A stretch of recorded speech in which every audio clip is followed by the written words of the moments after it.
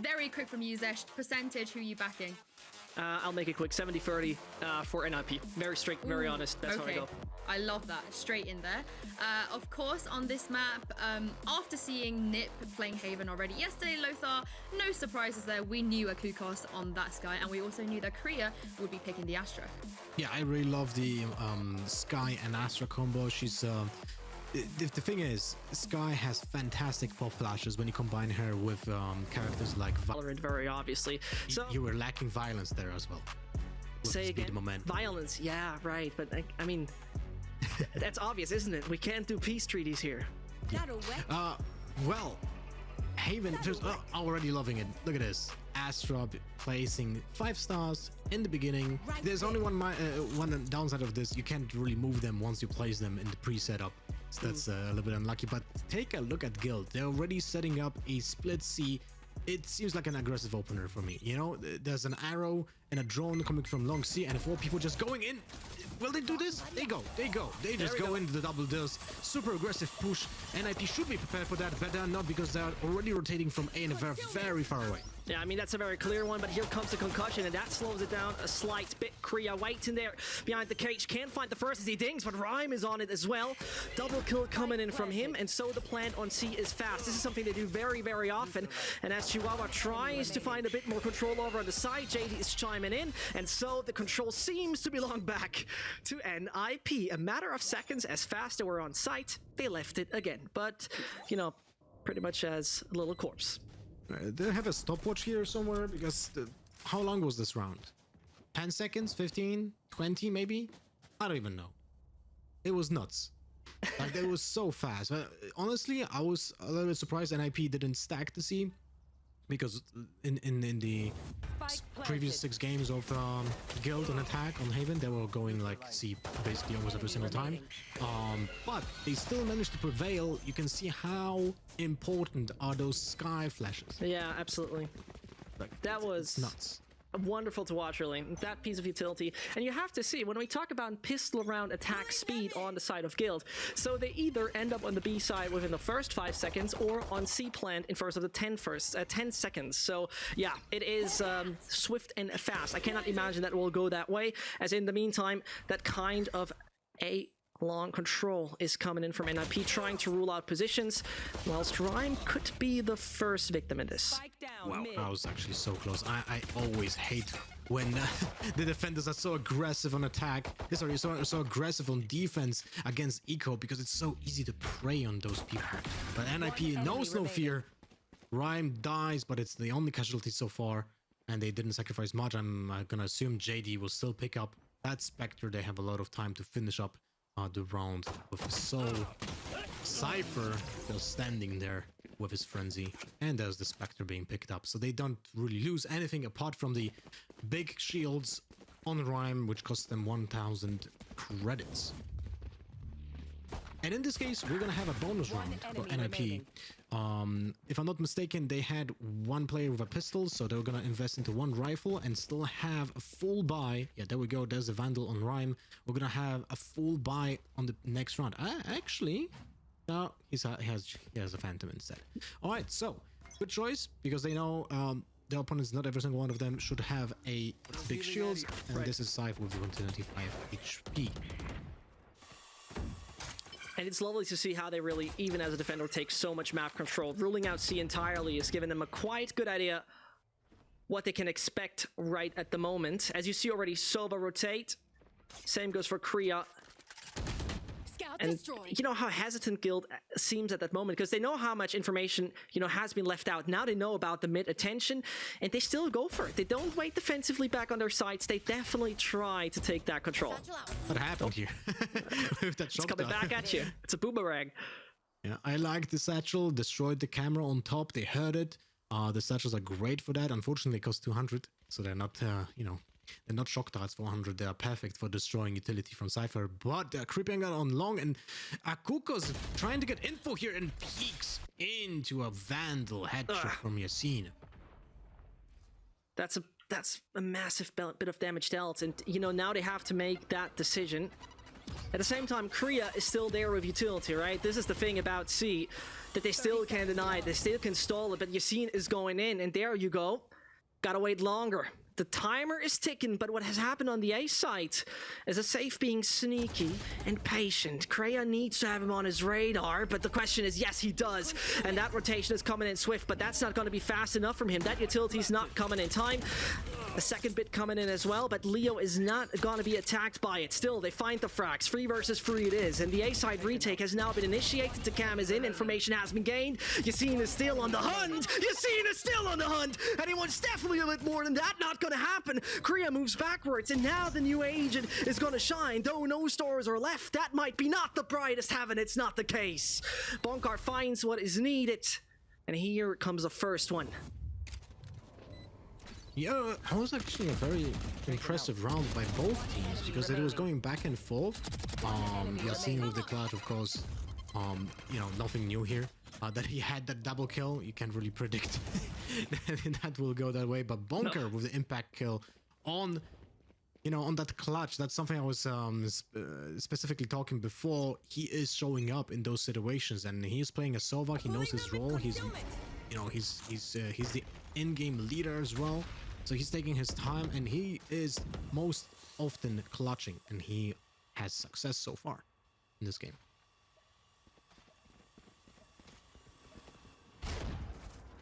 All the things come to him who waits is my motivational sentence of today, as Draken is motivating himself by directly entering the A site. JD though finds damage dealer himself, Yassine. Chihuahua. What a headshot. With what an headshot indeed. And you know, this is where JD could play a pivotal role, ain't the fact? And suddenly the boombot comes out of the smoke. You hate to see it, because he was trying to lurk so smart. But the man who's left with 30 points of health has to shoot the dart, is known, is spotted, and... And they were not even allowed to plant, which is a great timing and spacing on the utility. You could have seen Rhyme use his paint shells on the side to delay the plant. We have seen also the shock darts and the Hunter's Fury from JD, which is basically like, I don't know, 20 seconds of delay on the plant. They didn't get it in the end because of all of those all of that utility being used. So great spacing from NIP, and this is something that you will see often on the A side because it's being allowed. It's open from many angles. You have Haven, you have the B link, which has no roof over it, so you can still use utility over that. But in the meantime, we can't really talk about that because there's already another round. Drone is being used on C long to get some info. Existence lurking this time on A, and he can transfer those information that no one is here. Oh, Yassine was very much looking for the sheriff in hand to find that wonderful one tap to come out of the Scream School, but ain't happening. That bell was ringing way earlier, and as JD is unfortunately for him not finding any information, patience sometimes is key. I mean, you saw it earlier, JD has proven that. But NIP is in an excellent spot here, Wolfar. I really enjoy the kind of defense we have seen so far from them. Yeah, it's kind of surprising as well because they were not so successful on defense before on all of the maps, but now they're 1-3 ahead, or 3-1. But we'll see how it goes. This is an eco round, so I don't really see them struggling, especially with Leo. Although it's Leo, you never know with this guy. We have seen him in the past on this map exactly with those clutches, the memorable 4K on A side when he was on A short was actually nuts. But in general, I would say this is not looking good for Guild. This map is attackers favoring attackers a little bit. So right now, the only thing that they have to do, and it's imperative, they cannot allow NIP to chain rounds because there will be so high an economy. And since NIP don't really play operators, they will be allowed to just have rifles almost every single round. Oh my god, Rhyme with that rocket! He misses it! No way! Oh, it looked like it must have been in the center that he'd at least deal some damage, but wrong. That didn't happen at all. And this obviously is a very clear indication that the A side is open for business and those gates have absolutely been shattered. At the same time, the patience of Guild, it could pay off, because I don't think they're going to have Draken right now on their radar. I doubt it. I very much doubt it, but he only finds one. Kriya and JD, that's a very risky combination, as especially JD is that kind of individual that rocks the ACS standings, very much there on top, and is, you know, a guy you don't really want to face most of the time. This is, they still have a lot of key pieces of utility. 2 shock darts, the recon dart available for a retake. So JD should wait for Astra to come. There's a star being placed right now. The gravity well was being used on spot, but that doesn't stop the plan. But JD just finds a kill in the meantime. He's using the recon arrow, and now they're being prepared to use that for the retake. The Rolling Thunder stops them from doing that, and now, well, they have to commit to something. But Sesh, I'm actually kind of doubting what they will do. Very much indeed. Understandable, as though Kriya is still hungry for more. And taking a look at the HP of Bonkar, it is about time to do something. You know, that clock is ticking and the time is running against him. He moves down. Now he's having a little less, but the shots, the pre-fire could have been a nice idea. But the only one who is left from that initial NIP roster is killing them all, or more likely getting that control. And taking a look at that scoreboard right now, you criticized him earlier, and I think he heard you, Lothar. I mean, I was saying that he's getting more and more impact frags, and those are the impact frags that are so important, right? 2 kills out of his 3 so far from Bonkar are the ones to win the round. So it's especially important for a player like that to have the bit of confidence, because he will be often in those situations. So hats off to Bonkar so far. We'll see how it goes further, but the scoreline is still not favoring Guild. They're losing a lot of weapons. They cannot build up that economy even when they're winning a round. And you've seen with the opening frag, not really a surprise. Oh no. But he goes with a showstopper when he doesn't really know what's happening. No. Chihuahua just peeks into the raised showstopper. What is happening? I mean, you have to say the man is just, you know, sitting there in a slingshot and still finds a kill. This is not the round NIP has hoped for. And so the momentum shifts as Ryan, you know, desperately looks to get that lurk. Very wonderful that save has been taken out, but at the end of the day, it most likely won't make a change. It most likely won't make any big difference. It is, again, Guild finding a round. And, you know, what looked like a disaster just in the early game seems to swap around fairly fast for now. I was kind of trying to think if they're going to try to retake, because, you know, both drone and the recon arrow were available. If Rhyme would have used that to get an entry kill, and then JD would have gotten a kill as well, then he has the Hunter's Fury. Of course, there's many key pieces that will have to fall into place, like a jigsaw puzzle, to solve this round, but it was a daunting task, and I didn't know how much cash they have in the bank, so probably saving was needed to have a full buy next round, right? I actually had a lot of cash, so I'm not sure. Maybe it was worth to actually get even some exit frags to ruin Guild economy even further, right? Because they do get a chain round, but I don't think they're still great when it comes to the bank status. But I have to question Chihuahua's decision there. He knew showstoppers off. He saw his opponent in his trap. Right. That's the perfect situation when Raze has to like pick up a gun to destroy the trap, or someone has to do that for her, so you don't really want to peek when she still has the rocket in hand. Oh no, what a play! That's so smart. Oh, goodness gracious. He pulls him in. He sucks him in just right there, as he was just, you know, I got you. I know where you are. Your drown is not that helpful at the end, and Bonkar is just must have shaken his head. What a play there, Lothar. I have to explain that a little bit. Maybe someone missed it in the chat. Like when you use the drone on C-Long, you're standing typically on the one spot just right behind the corner. Yeah. And there are 2 characters that like to counter that. Breach with his Aftershock, because Sova is not alerted that he is in a damage zone of the Aftershock, and he just dies when the Breach knows when he's standing and droning, right? But here, the Gravity Well just picked up the Sova, right, you know, right behind the corner into the crosses of Astra. That was such a smart and just beautiful play to behold.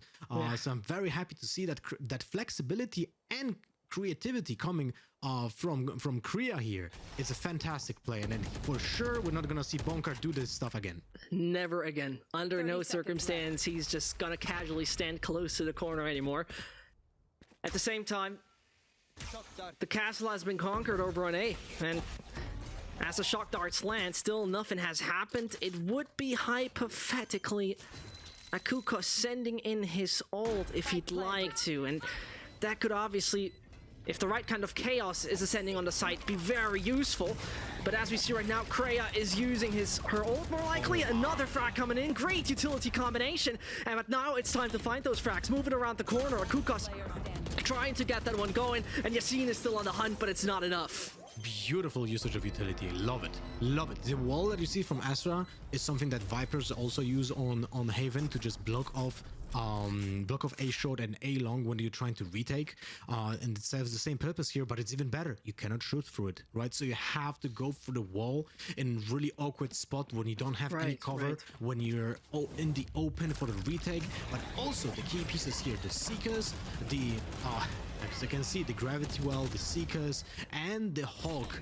Like the combination of utility, it's so hard to stop this retake when a team is perfectly coordinated like this. Like, it's amazing to see. There's a lot of resources coming into this retake, but it's worth it. You close out a round. Yeah, absolutely. I mean, you couldn't have said it any better there. It was just exactly what they need before we saw, you know, Gil taking too much speed, taking too much momentum. And there's the pause we're having. And this pause, you know, could just finally stop NIP firing on all those 5 cylinders. The inline 5 is rocking. And look at the equipment. Bonkar with the Bulldog, definitely not the perfect scenario. No. They don't have a lot of cash. If they are not winning this round, most likely we're gonna see a 3-7 scoreline down to NIP, and that's a big thing on attack, you know, for Guild. This is not looking good. It's not something that we're expecting to see. So this is, I would say, the most important round so far, apart from the pistol round, for Guild. They have to be smart about this, and let's see what's the utility. Bonkar has the drone, has the Hunter's Fury. If he wants to go for a peek on C, he will have to be a little bit deeper, so his drone will not have that kind of range on the C side because of that Gravity Well counter that we have seen it before, right? So I would say that they still have to like count on that. They would like to have that Hunter's Fury opener. Otherwise, Draken has his ultimate available as well, but I don't think he will use that for info. He will have to use that for an infiltration, right? And I mean, it's kind of looking like a split C attack, but will lurk from safe on A long. We're gonna have to see how long does he stay there, and in general, what's the initial let's see, what's the gambit opener from Bonkar. Wait, he's staying a little bit further. Yeah. Okay, he's not falling for that anymore. Did he tag it? He did tag it. There's the Hunter's Fury. Will he get the kill? That's going to be painful for Chihuahua. Very crucial. And now the momentum might just shift towards the C side. The arrow is coming in. On the minimap, you see Yassine already moving into Garage, or considering to do so, as Rhyme decides to take a step back. They're held up for the moment. They are just still stalling. Okay, so they didn't go after the initial kill. I was predicting, in my mind at least, that they would just furiously go together on that C-long when the utility was so aggressive. Oh! Nice play by Existence, but didn't pay off. He wanted to try to get that surprise peek, but they were prepared. There's this discipline from Guild on those angles, and this is so important. Right now they have 5 versus 3. They go on A side. There's no way in hell that JD will just hold this side, so they have to play retake. There's a small chance they will do it. They have the Hunter's Fury on their own to try to get at least 1 kill or stop the plant, but I feel like it has to be used to just get a kill. There's a double shock out on side, but Bonker's already out. He's not getting damage. He was also planting a little bit further away from the default plant, so the shock towers wouldn't do that much damage anyway. Will we see a save? Well, most likely, because everyone is already on C. No, considering that, you know, you see your main frag are down to 47 points of health, and Kreia and JD being the ones, you know, who, I mean, JD specifically, when he plays those support roles, he's still individually so insanely strong. But what I wanted to say specifically about that, I think that they were just too scared. I could imagine they were somewhat too scared to pick up C when they don't necessarily know to what expect from Kreia, right? They already caught them off guard once, so I could imagine that they thought, you know, just don't fall to simple tricks. Don't fall for those simple ideas. Let's make it a little bit more complicated. I mean, A side being the second most attacked side by Guild, Understandable choice. Nice recon arrow on a tube. What is that? A vuvuzela? Why did you come up with a Vuvuzela now?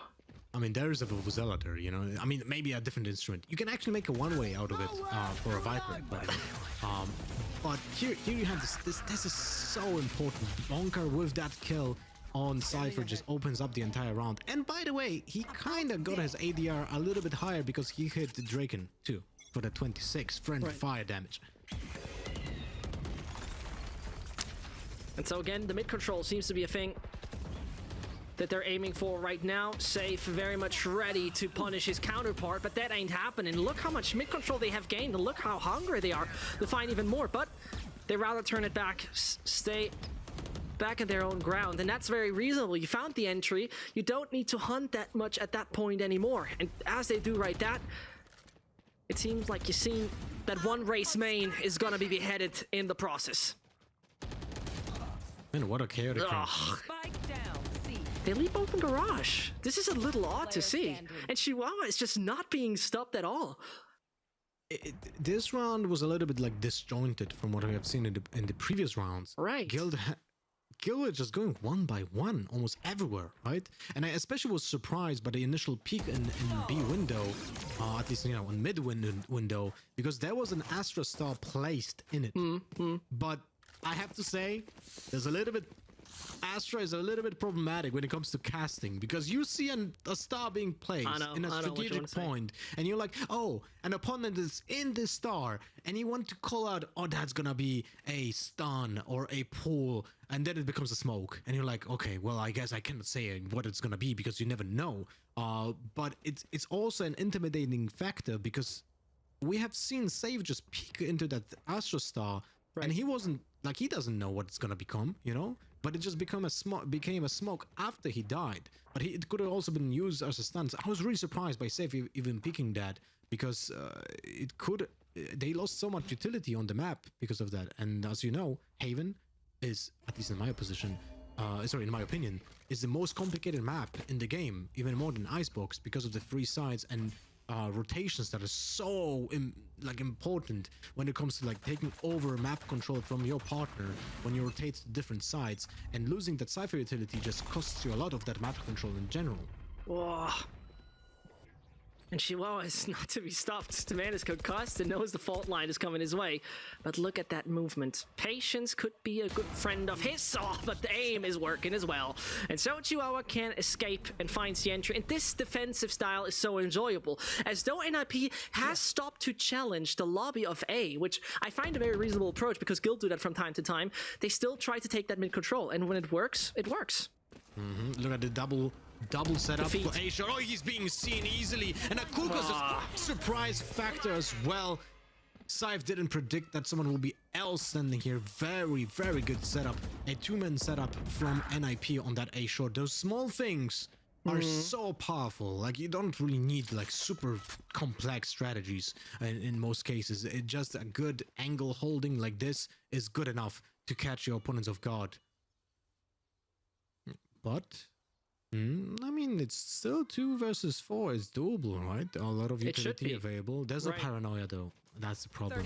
You want to go on the side and you have no paranoia, so you have to be a little bit more confident on your peaks. And it's gonna... Perfect. Love it. The Seekers just brought all the attention from a Guild to them, and that was just the easiest double kill of his life for JD. And the Russian duo is just playing by that book. And, you know, JD, a guy so young, you know, one of his main goals right now at the moment is to move, quote, in a proper city, I guess mainly due to the internet connection.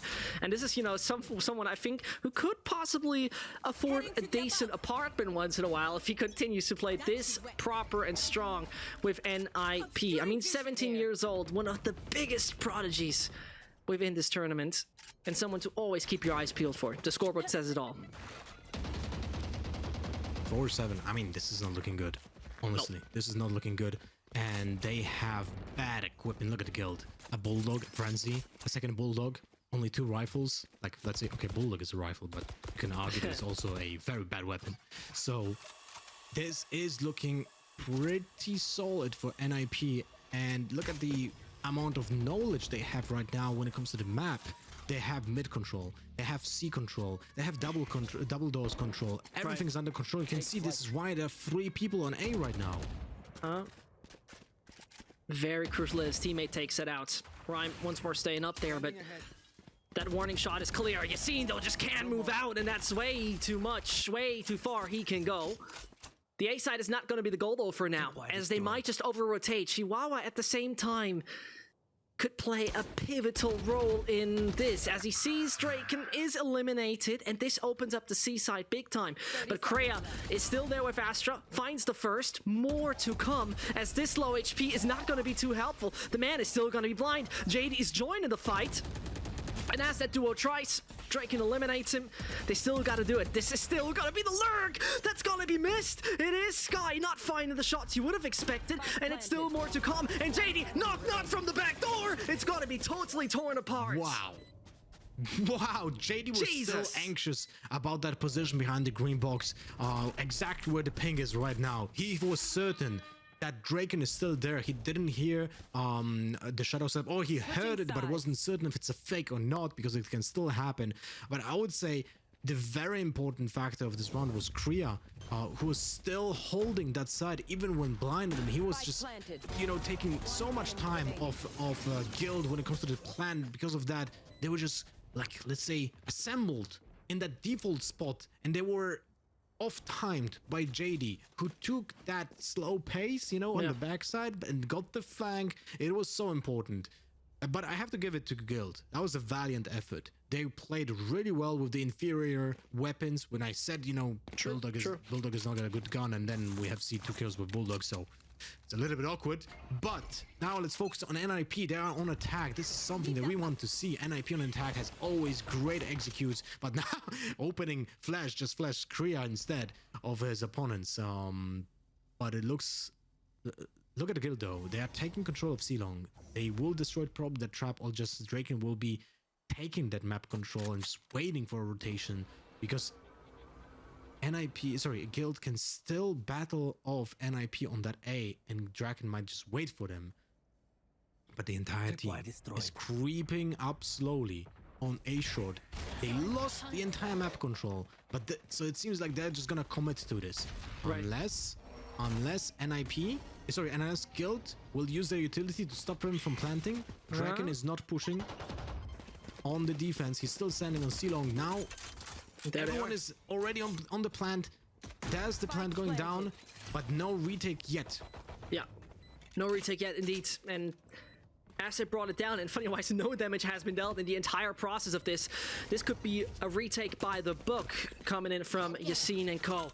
As Boombot goes in first, they all just wait really defensively. You take a look at their positioning. They wait so defensively to just focus on that spike. Just do that. And so, Yassine has started, is going to stop it again, and now the frags need to come in. The Omen smoke should fade anytime soon. And again, it is another concussion. This is where Astra is shining, but still, Guild is trying. Akukos hardly standing a chance, I would say, and there the defuse is coming in time, and which brings the 5th.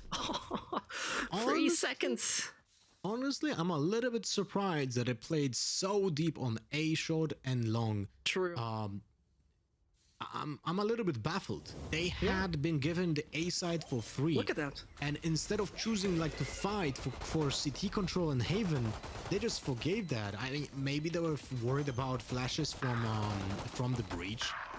But they can play around that with their own utility as well. They can use the smokes to counter the most typical positions. They can use the stuns and the gravity wells to stop from pushes from CT. So it's kind of odd because they lack the utility to play for a post plant, right? They have no snake bite. They have no Molotov from Brimstone to just put it on the on the spike to delay the diffuse.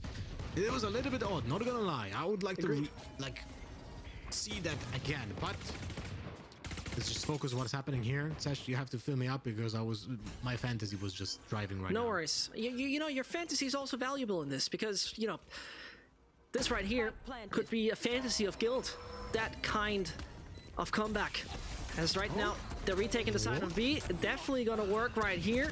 You're seeing up on the ground, and Akukos, how does he get that shot? It is the Sheriff working quite well. Not much more to come. I would have been very shocked if that now could have actually been so successful, but look who's coming from the back. It is gonna be Ryan waiting for his time in, but maybe that was not the right timing. Saw that Bonkar is nearby, and so Draken in a horrible spot between a rock and a hard spot, and there it comes, the 9th round for NIP, and it was the conversion that did not work for Guild. Crazy one.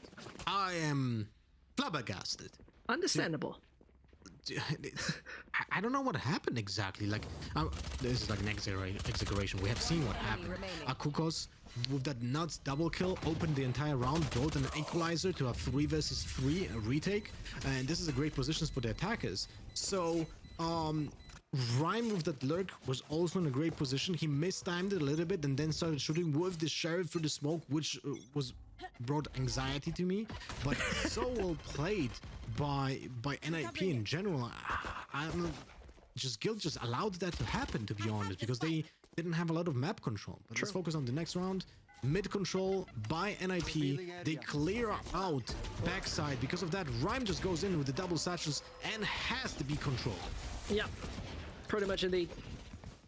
And you see Nicole now coming from behind, as JD will probably just assist that nobody goes further than that, as though he's a little blind. That spike still does not hit the ground, and you know, to his left hand side, suddenly there's somebody else waiting, can only get one, but too late, and JD is still alive. No clue how this man has not ended in a coffin yet. Finally eliminated, and Leo definitely goes for more. Draken hungry to make that Sheriff play, but ain't happening. And one more thing I have to add here, Lovar. The crazy part about the previous round, the conversion round of Guild, is that usually on this map, on the defensive side, they have a second round conversion of 88.2%. That is something I would say a high probability of making that work. Yeah, you're right. Stats don't lie, right? But take a look at this. This is a good replay. This situation here, miscommunication by Guild. Yeah. This is 100% miscommunication by Guild because Bonkar peaked before that fault line affected JD, and because of that, JD was allowed to get a 1v1 fight with Bonkar when JD was still in his utility and had a 750 millisecond equip time. But in the meantime, what? Spike down mid. I thought that's a replay. I thought that's a replay. What just happened? You know, I was very much listening to you, very interested. What does Lothar has to say? It's a replay we're watching, and we got bamboozled. That was ridiculous. I mean, we're gonna see replay of this round because the entire round was like 6 seconds. So Yasin and Saif just went nuts right on mid. Look at the push. Oh yeah. All right. Now that's something where I thought we're having a little bit of downtime, and we see one of those NIP pushes in mid, but absolutely wrong. NIP get obliterated in such a round. And, you know, the money is there. They reinvest everything they have. But afterwards, Guild might just broke the kind of momentum we saw of NIP. And, you know, both teams are very interested very often, Lothar, in just taking that aggressive defensive control, which sounds very odd at first, but taking room as defense can pay off. You know what? I don't like this Guild. They're too fast. I like the Guild that it plays slow, takes their time, because I have time then to discuss what is happening in the game. Right now, they're catching me off guard. I feel like a noob. Because I just want to talk a little bit about tactics, and in the meantime, the round is over. What? I'm sorry. But hey, now, I'm not joking, and to be serious about this topic, I really like how Guild is switching up the pace. It's something that we didn't see from them on other maps. Haven, because of that, I feel like Haven is their best map, because they know how to switch that up. They are not that late game team that we see on other maps. And I feel like they have to adapt that style, not only on Haven, but on the other maps in the map pool. And as right now, Rhyme is trying to find anything that ain't happening, but Kriya is there to assist, and the double comes in, save, though finally chimes, and as though he tries to shine, not much more happened, and the seaside could be under control soon, and talking about it, Chihuahua does what Chihuahua does best, bargle out, and eat them all up. 11-6 for NIP. The ninjas aren't that silent, aren't that sneaky. Fantastic play by Korea, by the way. That flank was the MVP of this round. True. It's not even the fact that, you know, he gets a kill or something, but he distracts other people. And this is the moment where his team can capitalize on that confusion that's happening in the defense lines. defense line, so they can just go through with their utility. We have seen that on the double doors when a Cypher cage has to be sprayed by Safe, because he had no idea what's happening. He had no time to react. He had to spray with Vandal and pray, and that's the easiest position to be killed from. Sorry. Right. Safe, in the meantime, trying to take a bit more control over there on C-Long. And you know, I think the 2 rounds ago we pretty much saw what NIP seemingly can't handle. Too early aggression. Talking about that they don't do this anymore. You see him tries to go in a bit more aggressive, but that didn't happen. It gets stinged for the wall. And he says, bye-bye, I'm taking the next plane ticket home. Was he seeing that he hides in that spot? I'm not certain, because that was the follow-up of any kind of utility. So he gets a get out of jail free card because of that double satchel, but 56 HP is not a lot, and there's no way of healing. You know, they have the composition that has no Sky, has no Sage, and even Reyna, right? Because that's the third heal in the game. So that 56 HP has to be what he will have to work with in this round. And there's a huge stack on that C. Guild is ready for that, but look what's happening. There was a fake. Now 4 people on C still standing there. Rotations are coming in, and NIP are faster than NIP. Sorry, NIP is faster than Guild. I don't think so. They're still checking corners. Will it be a double fake? Oh, they're too late. There are already 3 players next to A, and look what's coming. Thunder stops them. Yeah, that's gonna be nasty. NIP still trying, but Bonka's there, and he definitely finds all that is needed. As still, that spike needs to hit the ground. Is he gonna make it in time? I very much think he does. That could be Chihuahua trying to find that number 12, and he does at least get them in the right direction. But it's still the man called Safe, who previously has been a young prodigy in the Nordic states when it comes to CS, now under the leadership of Barber once more, trying to see what he can do. Right and left, he has to check. Right and left, he cannot check. And so, number 12. There's no way that you can clear those both angles without any piece of utility used. So this is like a death sentence, but he had to go for it. Because, you know, 6-11, you cannot allow your opponents to be at match point.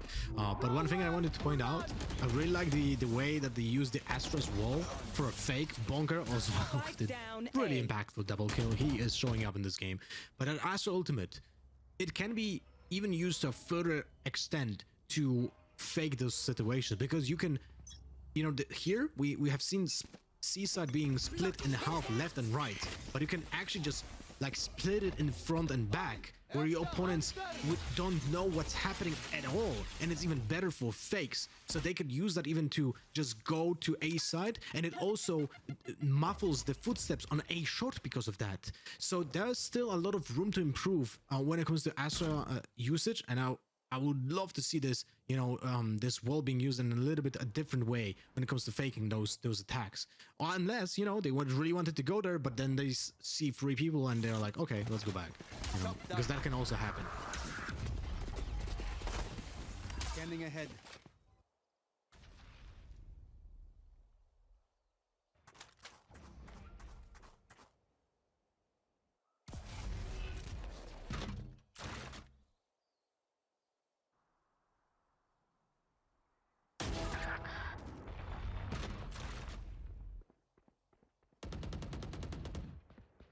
Wow, Yassine dying so early in the round, that is a really big problem for Guild right now. They lost a lot of firepower.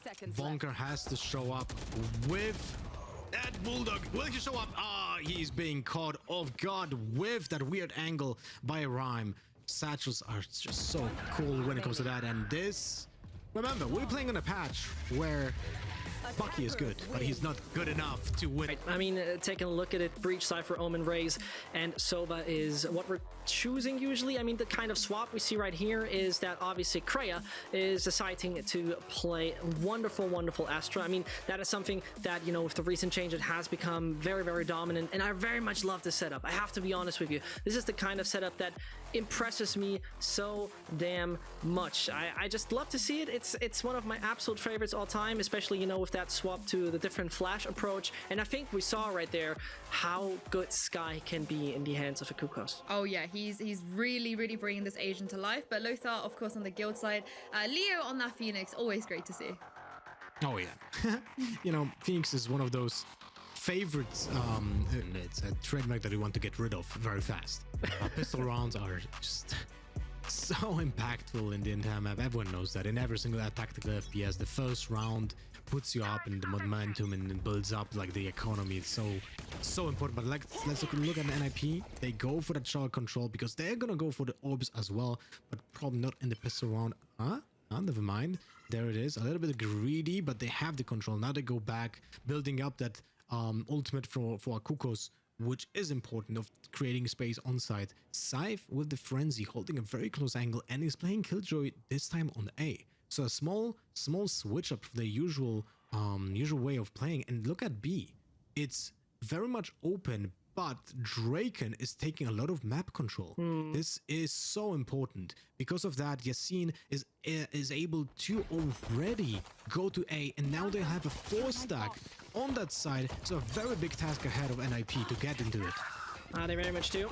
Ryan finds the first, and Kreia just joins the party as Leo proves how valuable Phoenix is. And as Draken has the flank, that one is down, and with ease, they have a bit more control over this one. Chihuahua, together with his teammate JD, trying to make anything work here, and the Russian duo, I very much doubt that this is going to work that well. The wall has been built, the barricade is now fully up there, and he's like, come on, Leo, please peek for me, but for now, it doesn't seem to happen. That round should very much go in favor of Guild, except we see a stellar performance by both. InfoDart comes in here. They definitely want more. They know about the one in Lamps, but the other one to the right, Yassine snacks them all. Yeah, and it was a tough task.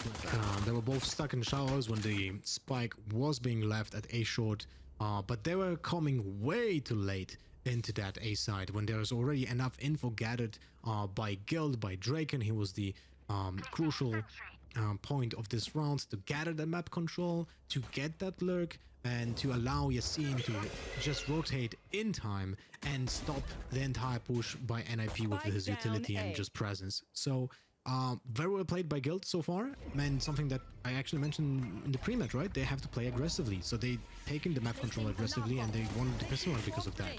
Now Save is holding this showers with his nano swarm and just pushed out, something that we're gonna see often by NIP being done. So Existence and Kriya pushing the showers for the op control, but this will gonna be fought off by Scythe probably every single round.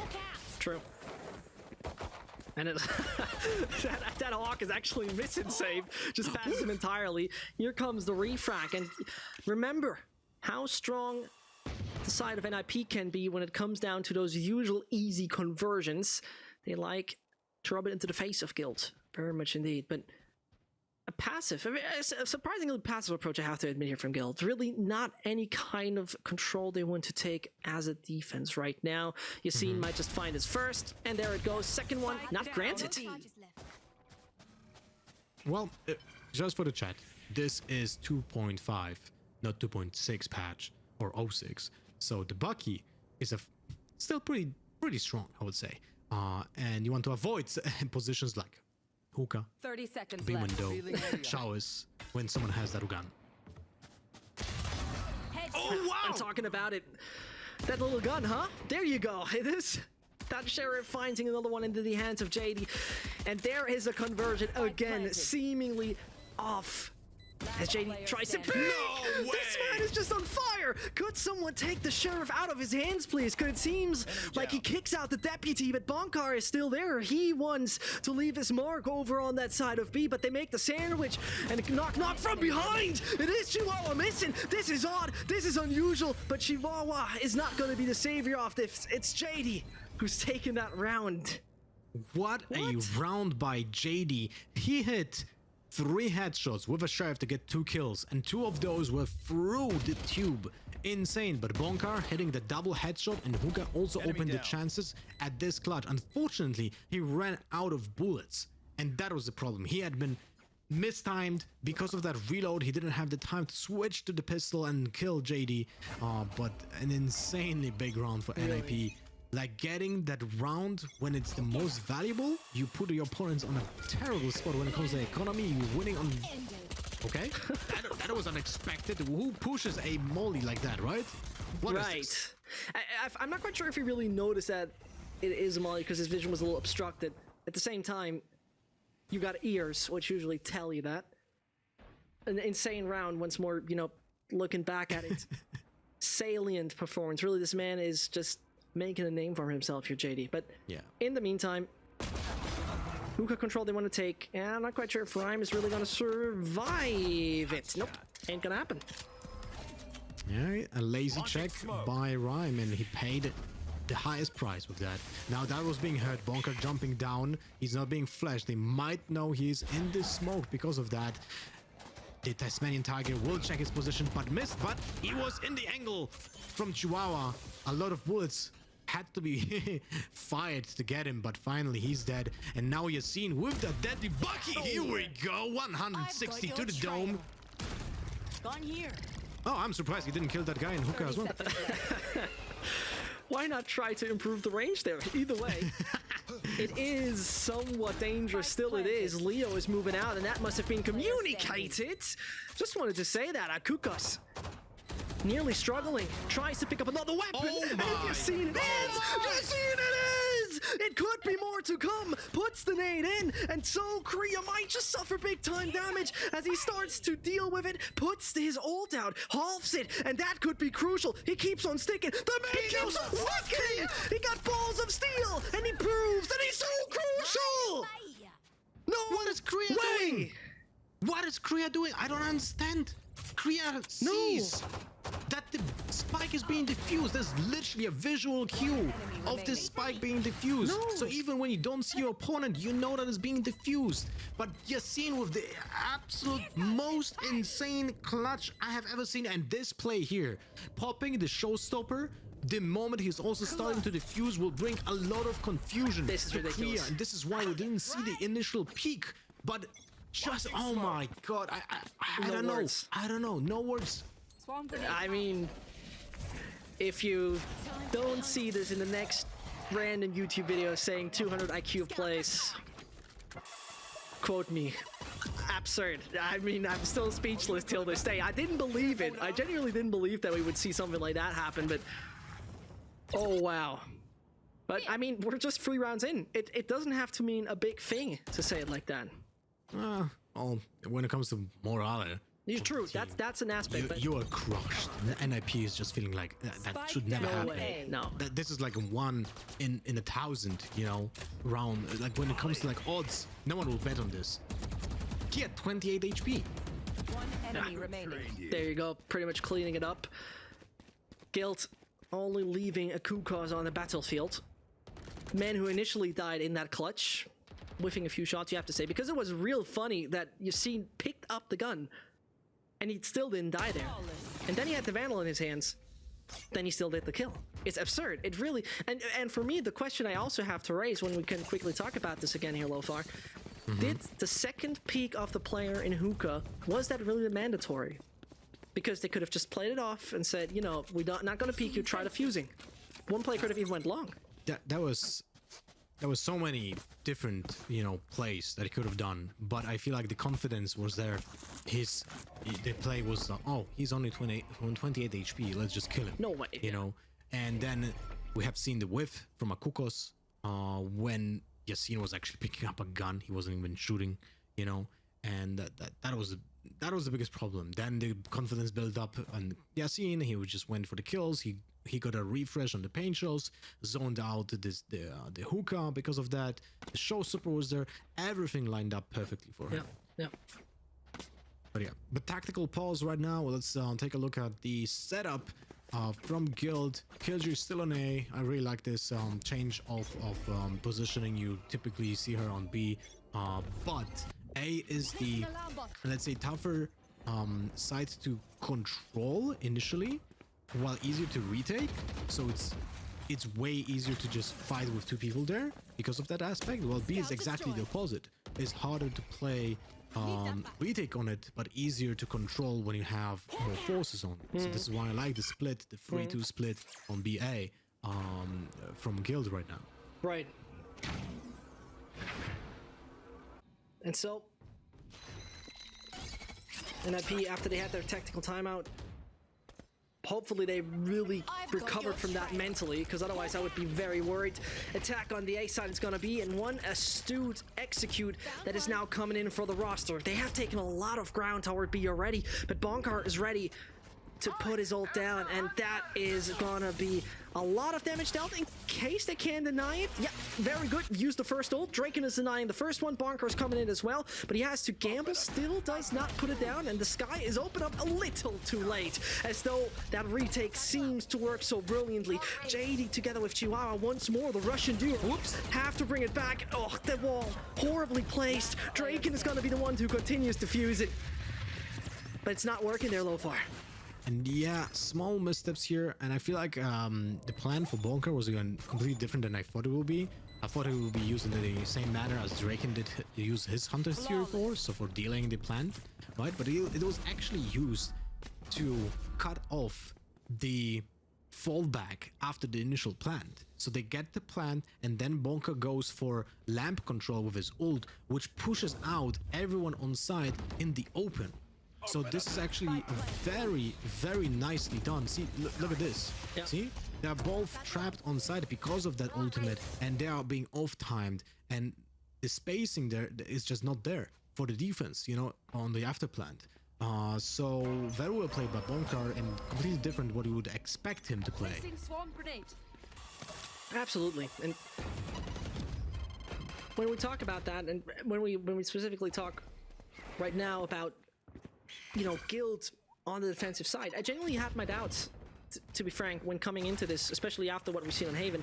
It's going to be this astute from start on, this well thought through. No disrespect to Guild, don't get me wrong, but it seemed like NIP had the slight edge over it. Either way, a very nice usage of taking back the star. That's something that we're gonna see more and more often. Absolutely. Look at even create like an entire passage of 5 smokes with that, because you can fake 3 and just use 2 real ones. In In the meantime, JD, the MVP of the previous map, also the MVP on the second round of this map, dies with the first death of the round. A big problem for NIP now. They're losing the Sage, they have no heals. Actually, what I'm talking about, there's a Sky. They have heals for days in this composition as well. Wow. Scythe with that really cool kill on Kriya when Kriya's busy with the turret. 30 Nice seconds off angle left. by him. Right. And, you know, they could pretty much open up a private hospital, but it doesn't help them if all the guys are in body bags. Kukos as well as Rhyme will try the best to make anything work, but how unfortunate. Both don't go down, and therefore no chance for poor Rhyme. 5-1 it is for Guild in, you know, a stage that I wouldn't have expected that it goes that way that easily. Impressive stuff so far we see from them. Impressive work they have done. And take a look at that. I mean, how unfortunate can you get? Standing. Flawless. You hate it. Right, it has a lot of HP, you know, and you have a sheriff, True. so you have to use a half of your clip when you're actually hitting the boom bot. So it is a demise of those slow guns like sheriff. Satchel out. All right, well, wait, who's that? That's Yasin. Not really surprised. Yeah, off the leash, but 1-for-1, and this is something I really hate from Yasin. He does that a lot, and he did that on Split when I was so critical of it. He knows that JD has a res. If he wants to be effective on this play, he needs to kill 2. If he gets a 1 kill, he puts his team at a disadvantage. And now Guild will probably pay the price because they have 4 versus 5 on defense. Right. In the same time, you know, beautiful stuff. The awareness of NIP is just on point. The first flash coming in, Scythe is like, man, how many freaking birds does he have? Is he a pet shop or something? As in the meantime, Leo's gonna peek from Leo. Very smart move. Rhyme is still finding him, but Safe is just waiting for his teammate. Escapes at the right kind of time, and the smoke will not allow him, or more likely not allow JD to find anymore. And so NIP only down to 2 players, but Kriya is still there to fight. But can't find enough for the moment. The spike could be very much grabbed. I'm not quite sure if they saw where the spike is. I very much believe they must have seen it. Yeah, for 30 sure. seconds left. But they just want to play as a retake, which is a good decision. They have the info. There's only 20 seconds left. He can go for the teleport to A. He still has enough time. Scanning ahead. But yeah, he goes for it. He needs to run. He has time. He has info that the killjoy was on B because of the turret being active, right? But he doesn't know 10 about seconds Draken. left. He has no idea where he is, and he's gonna get killed from his left side.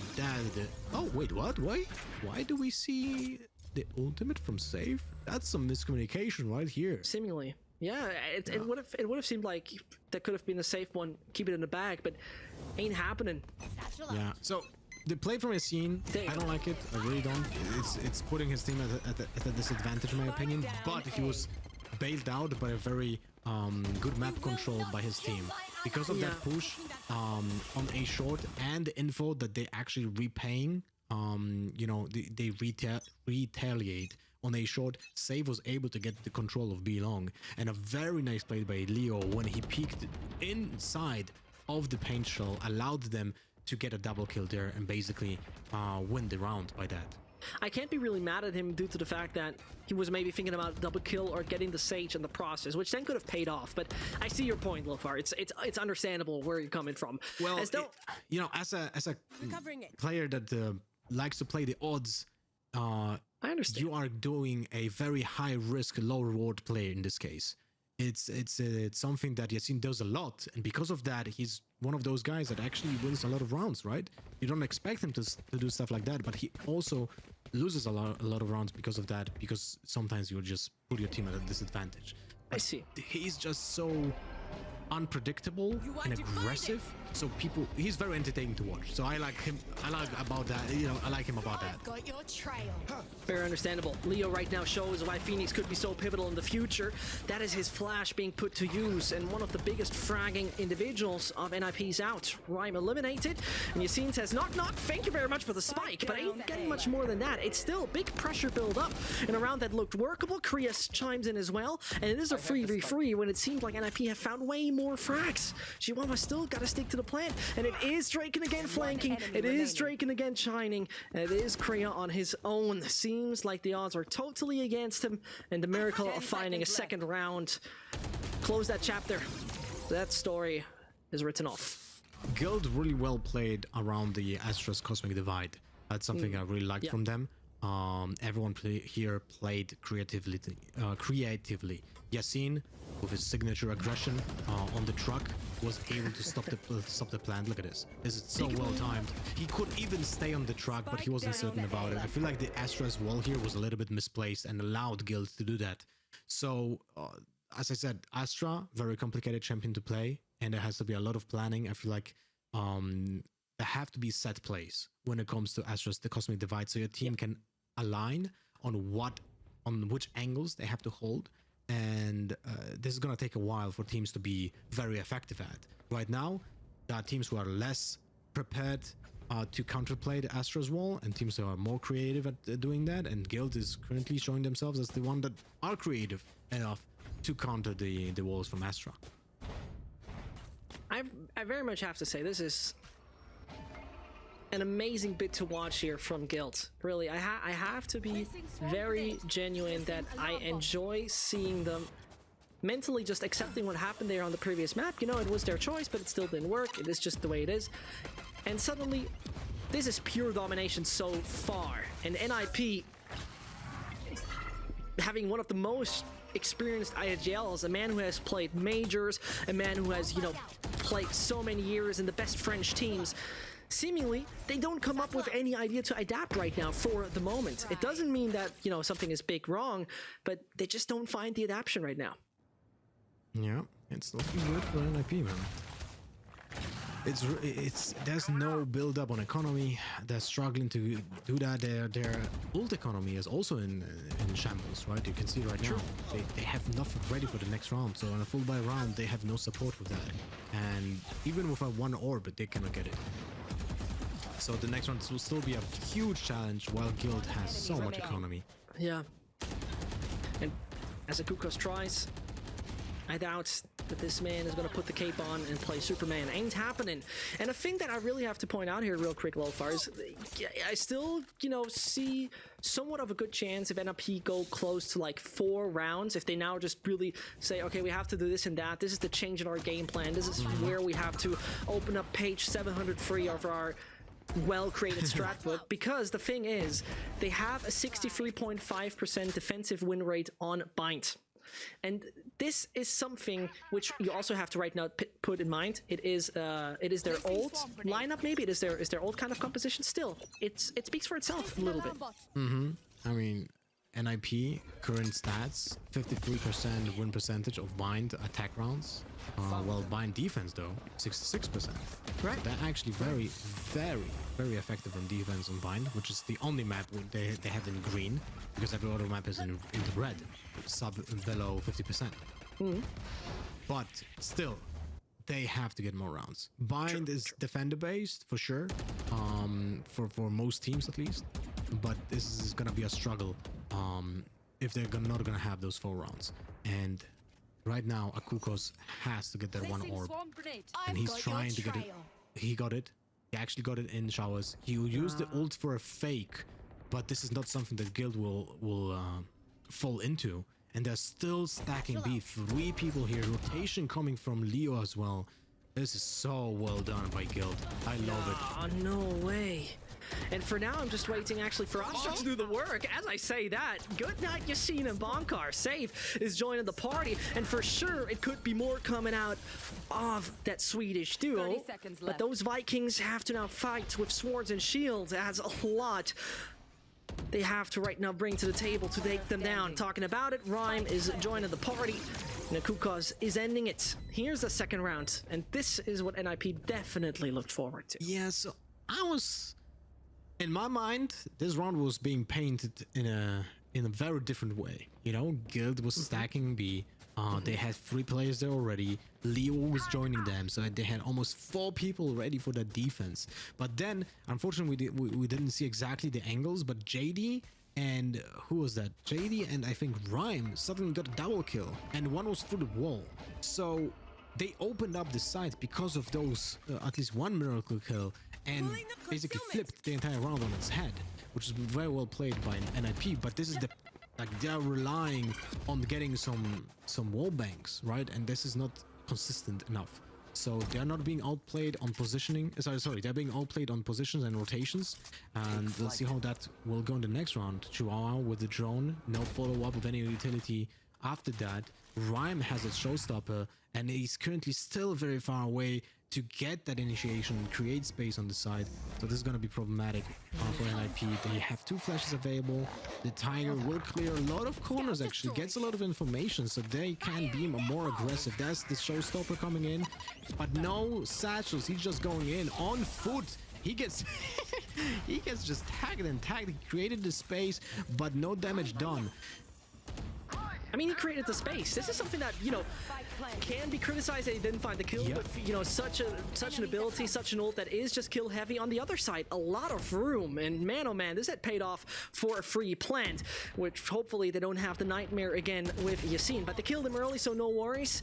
Chihuahua taking down the flank of Safe, and this should now be a little bit more safe as they right now fortify the castle. The walls have been put up, and Draken still trying to take that one down, still trying to destroy the walls they have now built as they try to enter it. It is surely going to be more difficult. Draken eliminates in the process. Leo is nuts! Oh, and Rhyme just wants it. Rhyme just hides, and this is the best thing he can do. Surely there's no time, but big casualties and a wonderful 3K from Leo. A valiant effort, but not enough time for that defuse, and no time to use the ult as well. What I wanted to point out is that Ryan basically was a run it back with a rocket in this field, right? He was just going in. Intimidation in the process was being just made against Guild. They all forgave the map control because of that. But when you do that, there's like, you know, you can still be killed, but everyone's just so afraid to contest you. So it was very well played to gather that space, and it allowed them to get that plant. So very well played by Ryan, but it was a Hail Mary. You know, he has no satchels, he cannot go aggressive, he has to just basically go in and hope that someone will try to pick him and then get a rocket off, or just get the plant for free. It's like a combination of run the back and killjoy ult in this case. Well, par excellence, you could pretty much say about that, because it was just played par excellence really at the end here by Leo. You know, you're pointing out that it was to run it back. I fully agree on that. Yet, at the end of the day, it's still not a run it back. The minimum risk you have, and you talked about risks and evaluation and numbers earlier, the minimum risk you have is still, I think, a bit problematic in it. As now, in the meantime, Showers will be always the battlefield in the first 15 seconds, but this time, Rhyme takes the ground for itself. Leo has the running back available where he is going to... Oh, wow. Draken with the operator. That's not something you see often from him here on this map, but they build up the economy. Bonker on the kill. Scythe with the second one. Oh, they're crushing an AP right now. That's not going to work that well. That's not going to work that well at all, especially... I would be really mad if they don't have that kind of flank right now on the radar, because it happened 7,000 times already in this match. At least that is what it feels like. Kukos hopes that anyone finally just swings too wide. Well, here they go. They're accepting, okay, the A side seems clear. Put in that little Tasmanian Tiger in. And now They're they are faking waiting. it. They are faking it. Kukos was still standing in the middle of the window in a smoke, and he was trying to convince Guild that they are going B, but this is taking too long. Now Guild is just like playing retake basically on essentially both sides. Yassine finds a frag from Haven on A short, and that is terrible. I don't know where it goes, but Scythe with a knife out, completely unprepared, allows to get a plan for NIP, and this is... There's a chance. There's a small chance for NIP. Agreed. But now it's time to Kukos to find anything in the smoke. Chihuahua has to move out, and look at them. They are aware, but he joins in, and so suddenly he's just moving around the smoke. He still is alive, but it's not enough. Leo knows where to look at, and as they played a little bit of hide and seek, they finally found what it's looking for. I mean, we're jetting in the next half, but quickly find a different weapon. 3-9 and pistol rounds we have mentioned. That could be a key factor Switching sides. right here for NIP. Really not the way I was predicting this this map to go, honestly. Like, the composition from NIP is just so good in attack. Yes. But it seems like Guild just found the way they have to play to beat that playstyle, and I really like the approach that they do. They were on point when it comes to rotations. They were on point when it comes to map control, using Leo and Scythe to full extent when it comes to taking those crucial points of the map. So now let's take a look at the pistol round, because now this is completely different. They are, let's see, what's the initial setup? 3 guys on market, Boombot most likely being used on Hookah. No, never mind. Yassine goes back, so they have 3 people on long waiting, playing anti-flash. So no info is being given. The same goes for the recon arrow. Interesting combination of both the Hawk. Well, it's reality. It was just all pretty much visualized right there. In the Valorant metrics. Yeah, exactly. Where's the cat? Suddenly, well, talking about it, Kukos finds a frag on Yassine, but the refrag on Hookah is immediate. But it looks to me, Lothar, that this is more likely to be one of those last 30-second kind of attacks. Yeah, the Guild special. That's what I like to call it, They're gonna plan when they're gonna have 4.5 seconds left. 30 seconds left.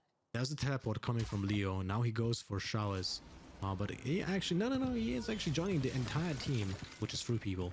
On A short, they're being slowed down. They have to jump over it. Good control. JD is peeking. He kills someone that he wasn't aiming at. Then the teleport goes in. Yeah, let's go. 10 seconds left. He's dead in the hookah anyway. No plan.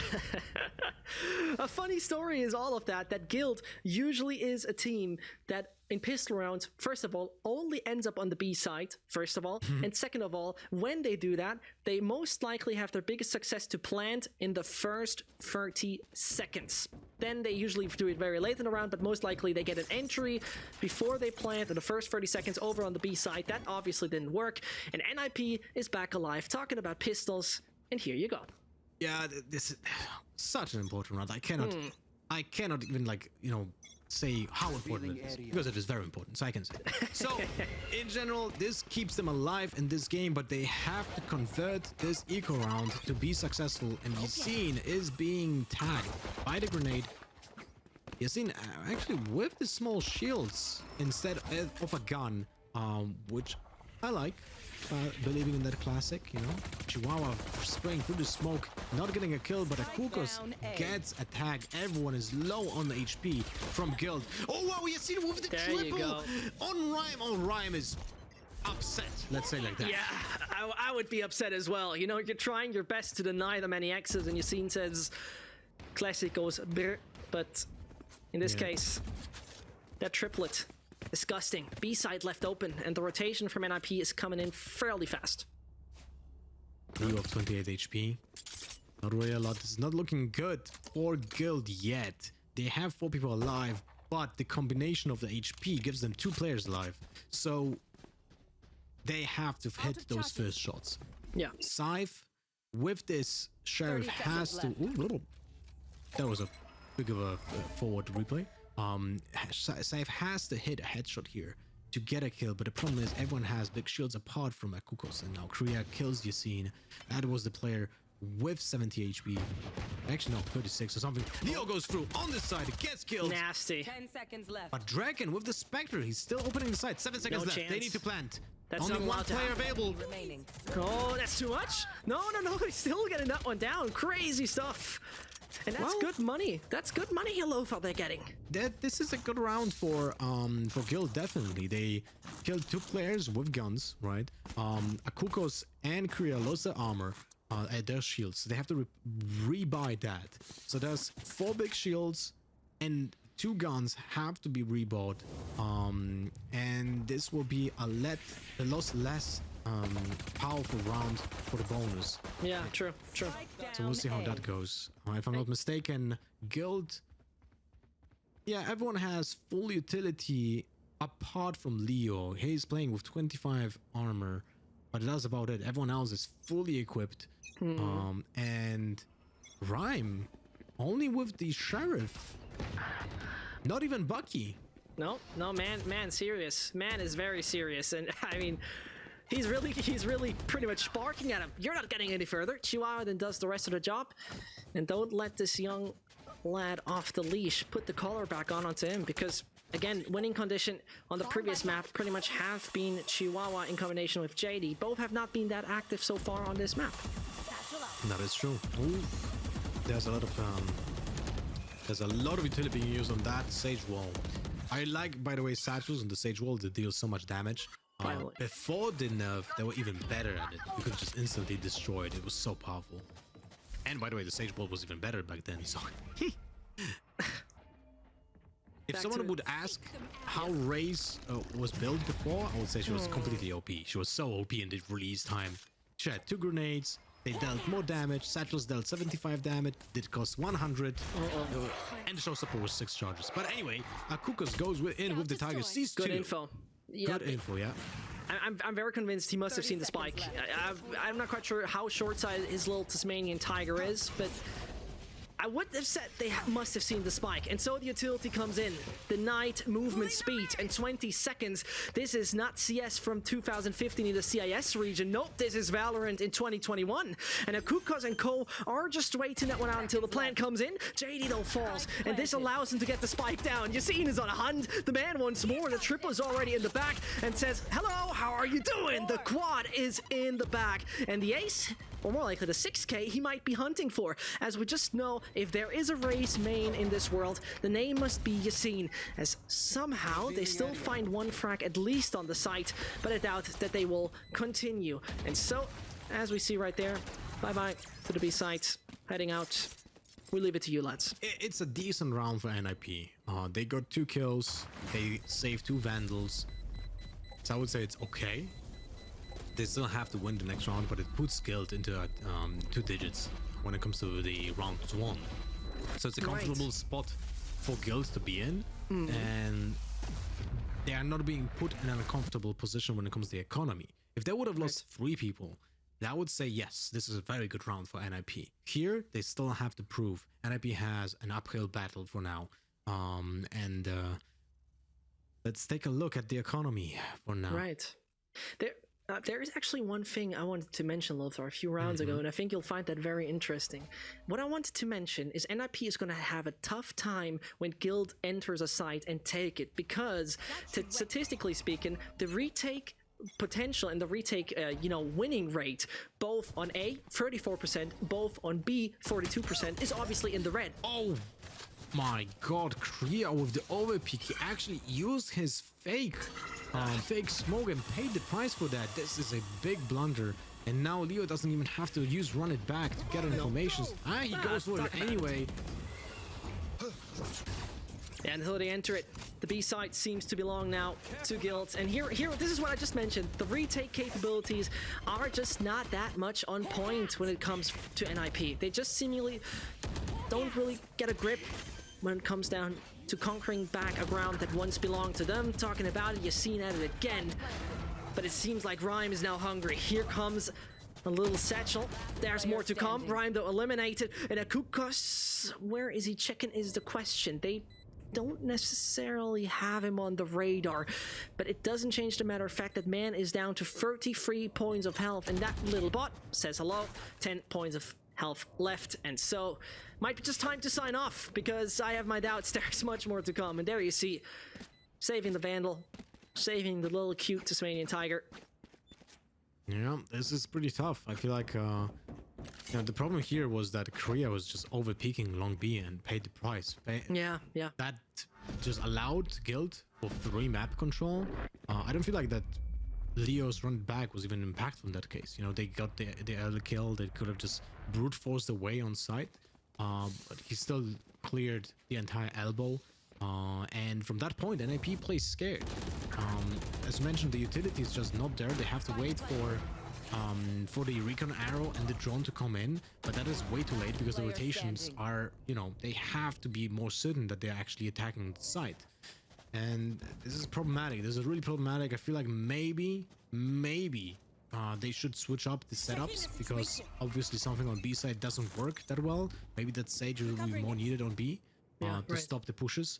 But in the meantime, now we have the round where NIP is heavily under-equipped. 3 Spectres.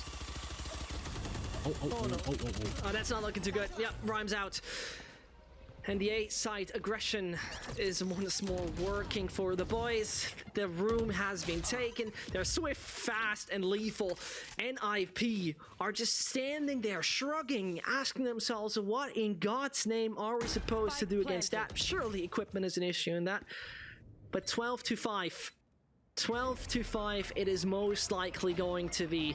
And I think you're not a crazy man, you're not a maniac if you would right now call that we might just see ourselves back on split, as though Kriya tries to deny. Sticking to it. You still want to see some more. You still want to see some more action, but the timer's ticking. He's definitely trying, would have his ult, but I doubt that there's much more coming in. Vulnerable he is. Still finds that kill. Nasty man. But that pretty much it. Akukos trying. And the 12th one is now definitely Sherlo fire. Yeah, he still gets a kill, but this is like non-impact kills. Your opponents have so much utility, so much economy, that if they die or not, it really doesn't matter. It actually gives 2 orbs to his opponents instead of just 1 if they get a kill on him. Right. So I'm certain how exactly the ult economy was looking before, but Bunker now has his orbital strike. I'm a little bit surprised that Akukos didn't peek together to get like a crossfire with his teammate with Kriya picking from lamps, because there was a slight chance of actually retaking the side if he would have done that and saved Kriya from the instant death otherwise.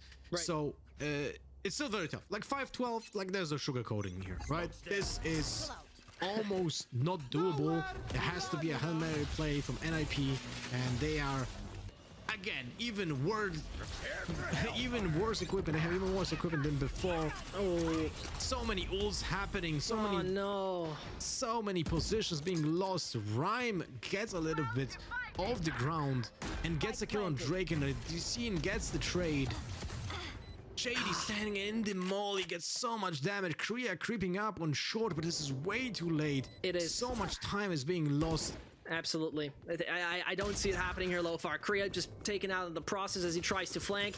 Adam Wall's gonna be nice. JD's taking it. He's not caring. He's not caring. He tries to pull through, but ain't happening. 13-5 for Guild. Agent, but of course on NIP.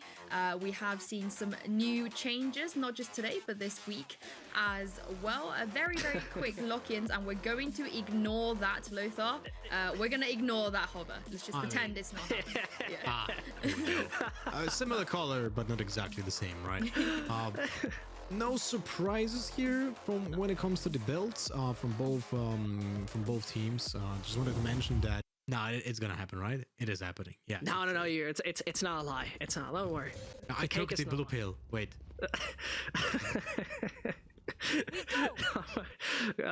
Great to hear. I imagine you enjoy tonight. But talking about that, don't be worried. Don't be shocked. It's all gonna be good. We're gonna be back to normal in just a second. In the meantime, we're definitely gonna bring you the action anyway, as Rhyme is right now trying to take a little bit more towards the middle as we see JD finding Bonkar, but they're just cleaning up. It seems like his janitor service here on NIP. It's time to bring him out. So, with ease, second round found. And look at JD's ult right now. He's 6 out of 7. When it's round 2, it's actually very impactful because now JD will be able to have his res 100% available for the full buy round after the bonus round, which essentially puts them at a very advantageous position on defense. Yeah. But kind of doesn't allow them to play aggressively with the Sage, right? Which is something that we have seen in the past 2 rounds. But in general, they're being put in a very good position, but there's no next defense rounds. Astra with the pull early on the A lobby. A lot of people were there, then suddenly you're not. We're trying to catch up. Yeah, and so, as we see right there, it's going to be nothing else than the second round, pardon, the third round, that could go in favor of NIP. As you've seen, has already fallen. You see that right now, that trade in the bonus round we mentioned could be somewhat beneficial. And here it goes. The third one is back. Kukos is on the server. And it's actually on the bonus round, which is even more impactful because now they have a 5v4 and JD can still build up the next ultimate in the next round. So this is looking pretty good for NIP, for the retake. There's still no plan. But Draken finds the kill. Yeah, and that spike is hitting the ground for sure. Kriya Planted. is considering to come around right now, but it seems like he must have had some sort of awareness where 2 of them at least are waiting. A little look on the minimap tells us what's up, and as for now, that cam is so crucial. The cam could make a difference, but is he going to spot Kriya early on is the question. Kukos and Cole must now enter the site. Cam's out. Fault line doesn't help the process, and Kriya tries to enter the site, but no ground conquered. Kukos with nothing else than actually the faults, pardon, the fire coming behind it. Draken is trying his best to take down JD, but for the moment, it seems like only Rhyme survives, and Rhyme is the man who wants to deal damage. Does so. I mean, hurts the economy, but that's it. Well, they might actually get 1 more kill with a spike. Probably not. It's a guessing game right now. But no it wasn't as effective as I hoped it would be. Oh my! They actually died both. What? That's what you get from your guessing game. Well, I guess right. You know, the price is right, and they lost everyone on this attack. So now NIP, even though they have 2 small shields and a bulldog, they are still looking pretty good because Guild is looking at a very expensive round right now. Rhyme with his showstopper can put a dent in any attack. Wow, he just went nuts. Well, even without the showstopper, he just double satcheled in with a bonkers flash on mid, and that's about it. So he gained a lot of space, but now he's going back on mid, and they lose that space again. For Guild though, it's a guessing game. Is it still here? Is it not here? Did he win back? Maybe he's still standing on the frog. Maybe he took kitchen and he's making ramen soup. Who knows? Ramen soup. Very good one. I'm not quite sure who's having the tougher time with the guessing game. You or Guild. I mean, they have to check all angles. This is something that it's actually a very big problem for Guild because they play so slow on the tag on split, right? This is the Guild special, and because of the initial map control from Rhyme, they lost even more time because of that. Look at the timer, 40 seconds. They're still not really pushing so much, right? They just destroyed the trap in vents. 30 seconds 30 seconds 30 seconds left for them. 29. They have to go most likely to A, and now NIP will be ready for that. He still have the stars, right? Does he? Yeah, seems so. And Kriya, with the double, but not the triple secured. He just definitely stalled it. In 15 seconds again. It's going to be one of those slow games, and I'm going to tell you a funny story in a second, but in the meantime, it seems like that night might work according to plan. Still tries to make it with the Aftershock, and as you see, Yassine, if there's a man you want to clutch, he's the man you definitely got to call for that. And as he tries to make a move around, that's going to be punished. And this, still Lofar, is where I can come in with the knowledge that I have gained in another title. There is a team, back when Barbara was actively playing in CS, when they were doing executes, it was always the last 30 seconds, the last 20 seconds when they were doing executes, back even in CS. So I think, you know, maybe it's a little bit of the Barbar spice added to the executes here of Guild. Well, it is a little bit, you know, predictable because of that, right? And honestly, I'm a little bit surprised that Kukos didn't use his Aftershock a little bit earlier, right? They were running out of time. If he would preemptively put the Aftershock on that Heaven plant, he would have stopped Yassine from having a good and beneficial plant. While losing him precious seconds. Oh, anyway, Yassine just goes in.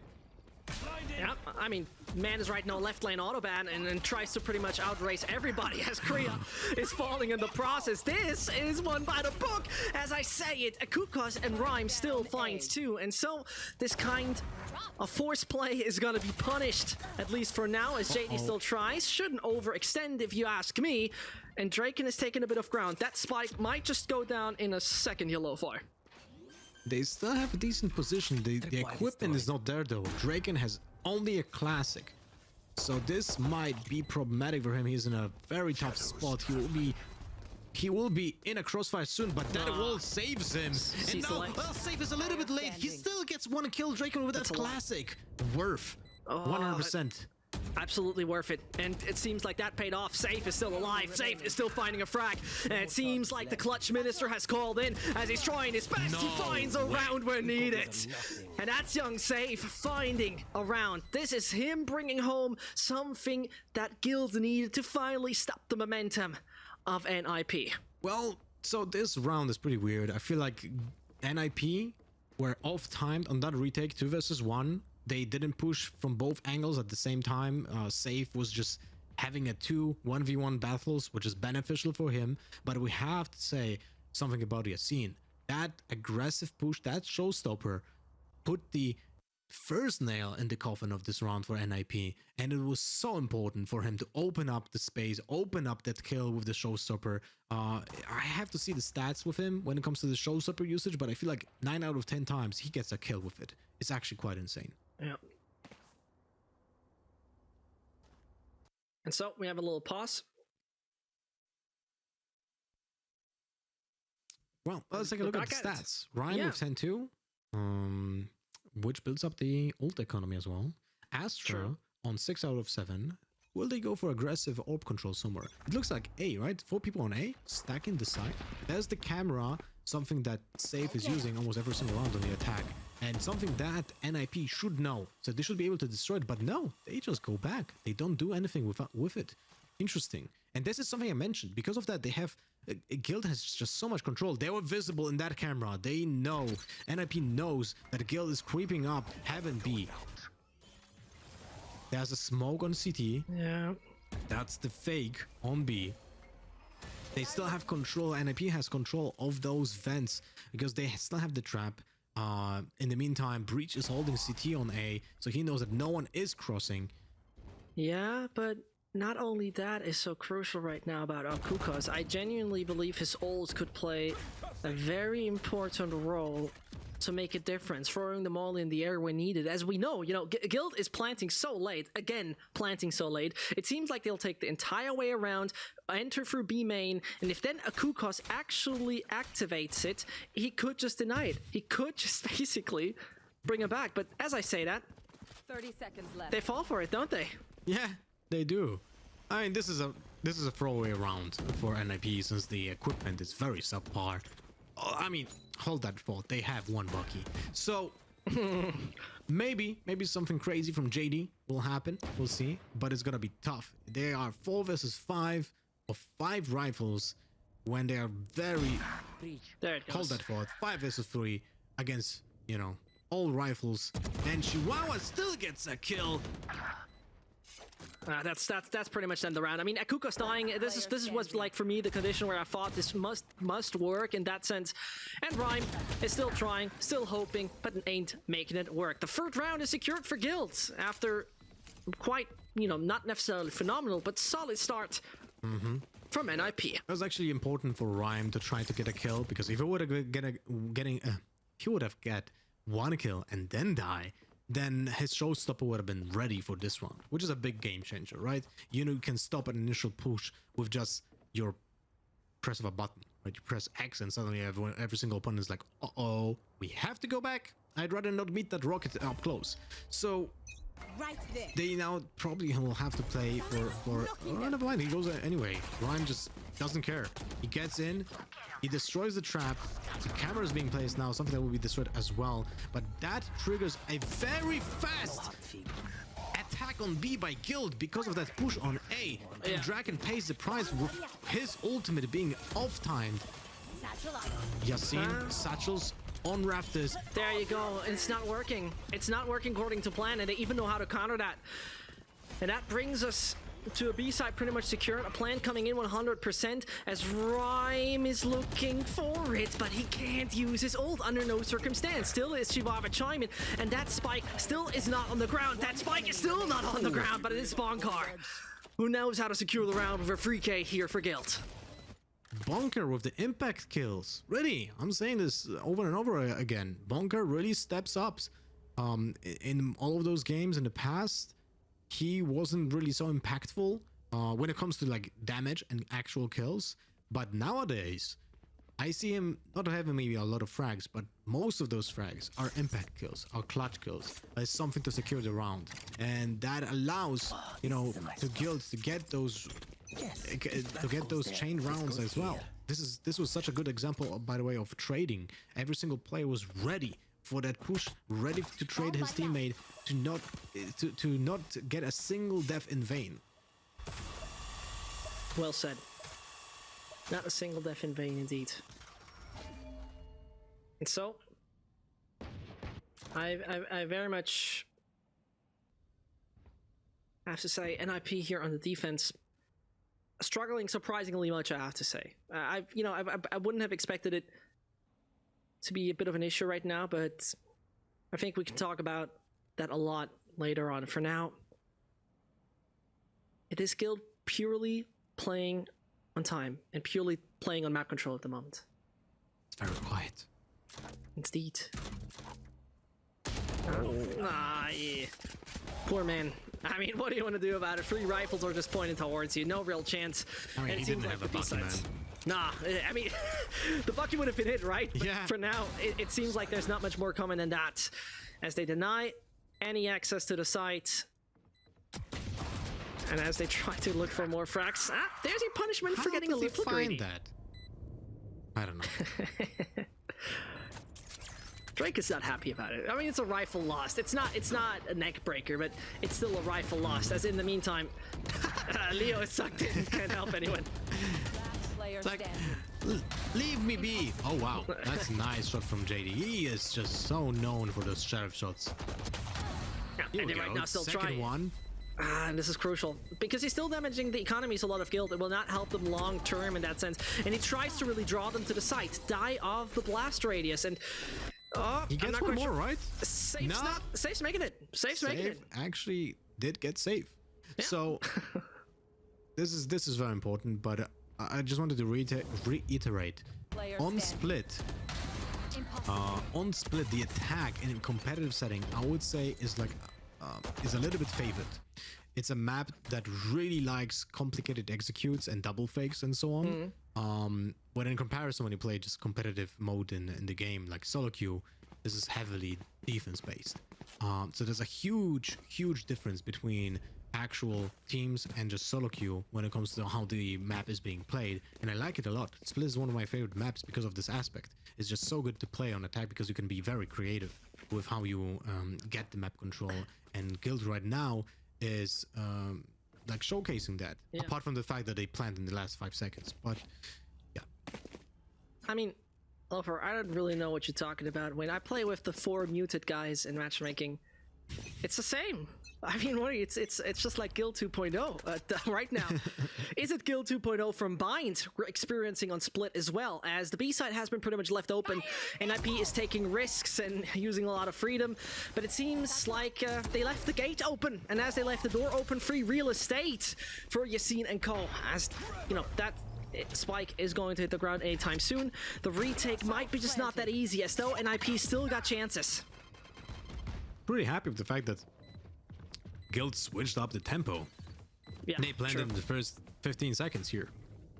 Very good pace. This is something that I was always very critical of them when it comes to Split, and now it seems like they're actually changing it up, and it has success. They have the plan, there's the post plan, there's the Cosmic Divide, which allows NIP to take some map control. Rolling Thunder comes from Bonker, stops the retake. Oh no.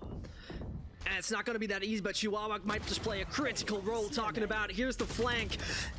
But the wall is working both ways. And so Guild once more obtain control and keep it. 6th round that goes on the side of the Sweets. And the team is sending NIP in a spiral of drought, most likely. When we take a look at the economy right now, which we can do in a second, you will experience that it's not looking that bright. I mean, surely they can afford it. Surely they can buy up stuff. It's not like that.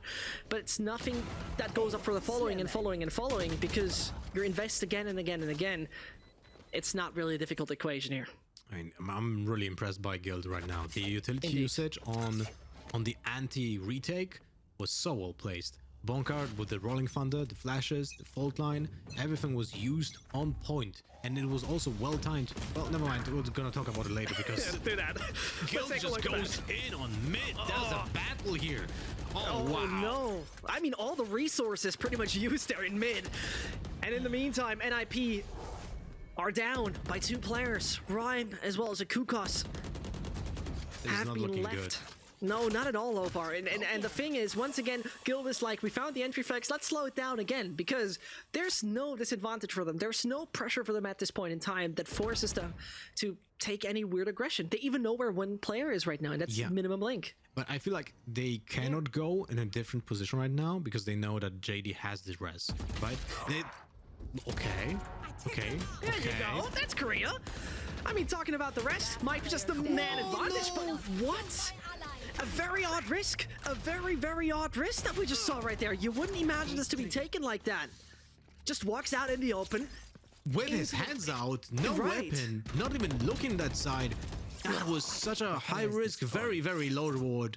So that was really odd. I'm not sure what to think about that, because I wanted to say that Guild will not go away from this position because they know JD has an ult and he would like to res one of his teammates. So they just double down on mid and just slowly proceed from there, right? Slowly gaining map control. And that was actually something that we're trying to do, but Korea just went in and gets a double kill, right? So they had to be a little bit more reactive to that. But still, JD just coming in, sprinting to a body to get a res when he has no certainty if someone else is here was very odd.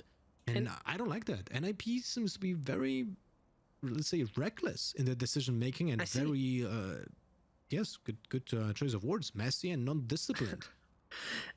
You know, a thing that I really want to point out here again, and that's crucial to the entire process we're seeing right here, is that when we talk about retakes, there is a major difference between NIP and Guild. Because NIP on A, they have a 14%, and on B, they have an 8% win rate of retaking a site once the bomb is planted. And that is a big issue, because in comparison to Guild, on both A and B, on A, they have a 52% retrieval of post-planned retakes, and a 37% retake on B. Those are big differences in numbers. And once that spike goes down, it feels like NIP are losing control entirely. That's for sure. Like it's a very hard task ahead of NIP, and it's really not looking good. Look, this is very similar to Bind. Like I'm It feeling is. like I can use the same sentences I was using on Bind. Do it. It's 7-3, and NIP is just looking at their bad economy right now. They're looking at a 9-3 half, most likely. The old economy is also on the side of Guild, and because of the fact that now they have an eco ahead of them, right? Guild will be able to build up Bonka's ultimate, maybe Yassine's ultimate, because he can just farm those low-equipped people, and that will put it as a disadvantage on the full buy next round. So this is spiraling out of control, and without a pistol round for NIP on the attack, I don't know. This is a I very agree. slim chance for NIP to actually turn it on. And Oh, there you go. what a hell! There we start. Finally. Barrel. Unlucky. You know, Lofa, you had your time to have your chill talk about those very important strategical things, but Guild is like, it's time to bring the action to the table. As you are right, though, taking a look at it, it is Rhyme who's trying to make something work with the Sheriff as Draken finally takes out a Kukos. Kriya is on site and waiting because that spike will make a move and it will certainly come towards the A site. The utility now brought in could be a game changer. Talking about it, Kriya's at it again, eliminated though in the process. JD coming in from behind! And this is the accuracy you're looking for as you're still looking to find more. Spike has to be planted and Chihuahua, it is the duel of the Cyphers. Who's gonna put the hat off is the question. And it's gonna be the Sweet versus the Russian. Chihuahua's trying to prove his worth, and he does get that round number 4 for NIP. A sign of life, and finally there's Pulls back in the team with the Ninjas. Ninja just they just like to prove me wrong whenever I say something reasonable. They're like, nah, we're not gonna allow that. We're just gonna get a headshot from a Marshall, you know, on the initial kill on Yassine. Then JD comes in, double kills with a Sheriff, just 2 bullets. Just 2 bullets there, here and there, gets a double kill, Last opens up, round and in then the it's half. a 1v1 between Chihuahua and Safe. I feel like Safe had time to still use his camera. He knew the exact position of where his opponent was dropping, but this is nuts. Like, NIP here, Remaining. 10 seconds left. Down. I don't even know how to explain that. That's- Look at this position. Save was planting, by the way, with a knife out, so he didn't have a fast equip on this Vandal. This is really odd and really good for NIP to breathe life into their chances. There's a small light at the end of the tunnel right now for them because of this miracle round.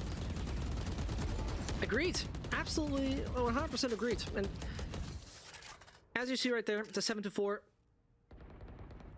is, you know, the lifeline here for NIP, at least what it felt like, because otherwise it could have been that 9-3 and that swiftly turning into a loss. And this team right here, NIP, you know, joined Valorant as one of the first professional teams, had a lot of roster changes ever since, now seemingly built a proper roster, and they're still looking for that trophy, they're still looking for that title, and NIP, they're looking for it still. They're still looking for more frags though. That's the first most important thing. As Draken though hunts, I have my doubts here, Lothar, that more is coming out of that scary omen. Oof. Wow, I'm so impressed by NIP right now. They were able to hold that inner strength in them and make a comeback. Like 7-5 here.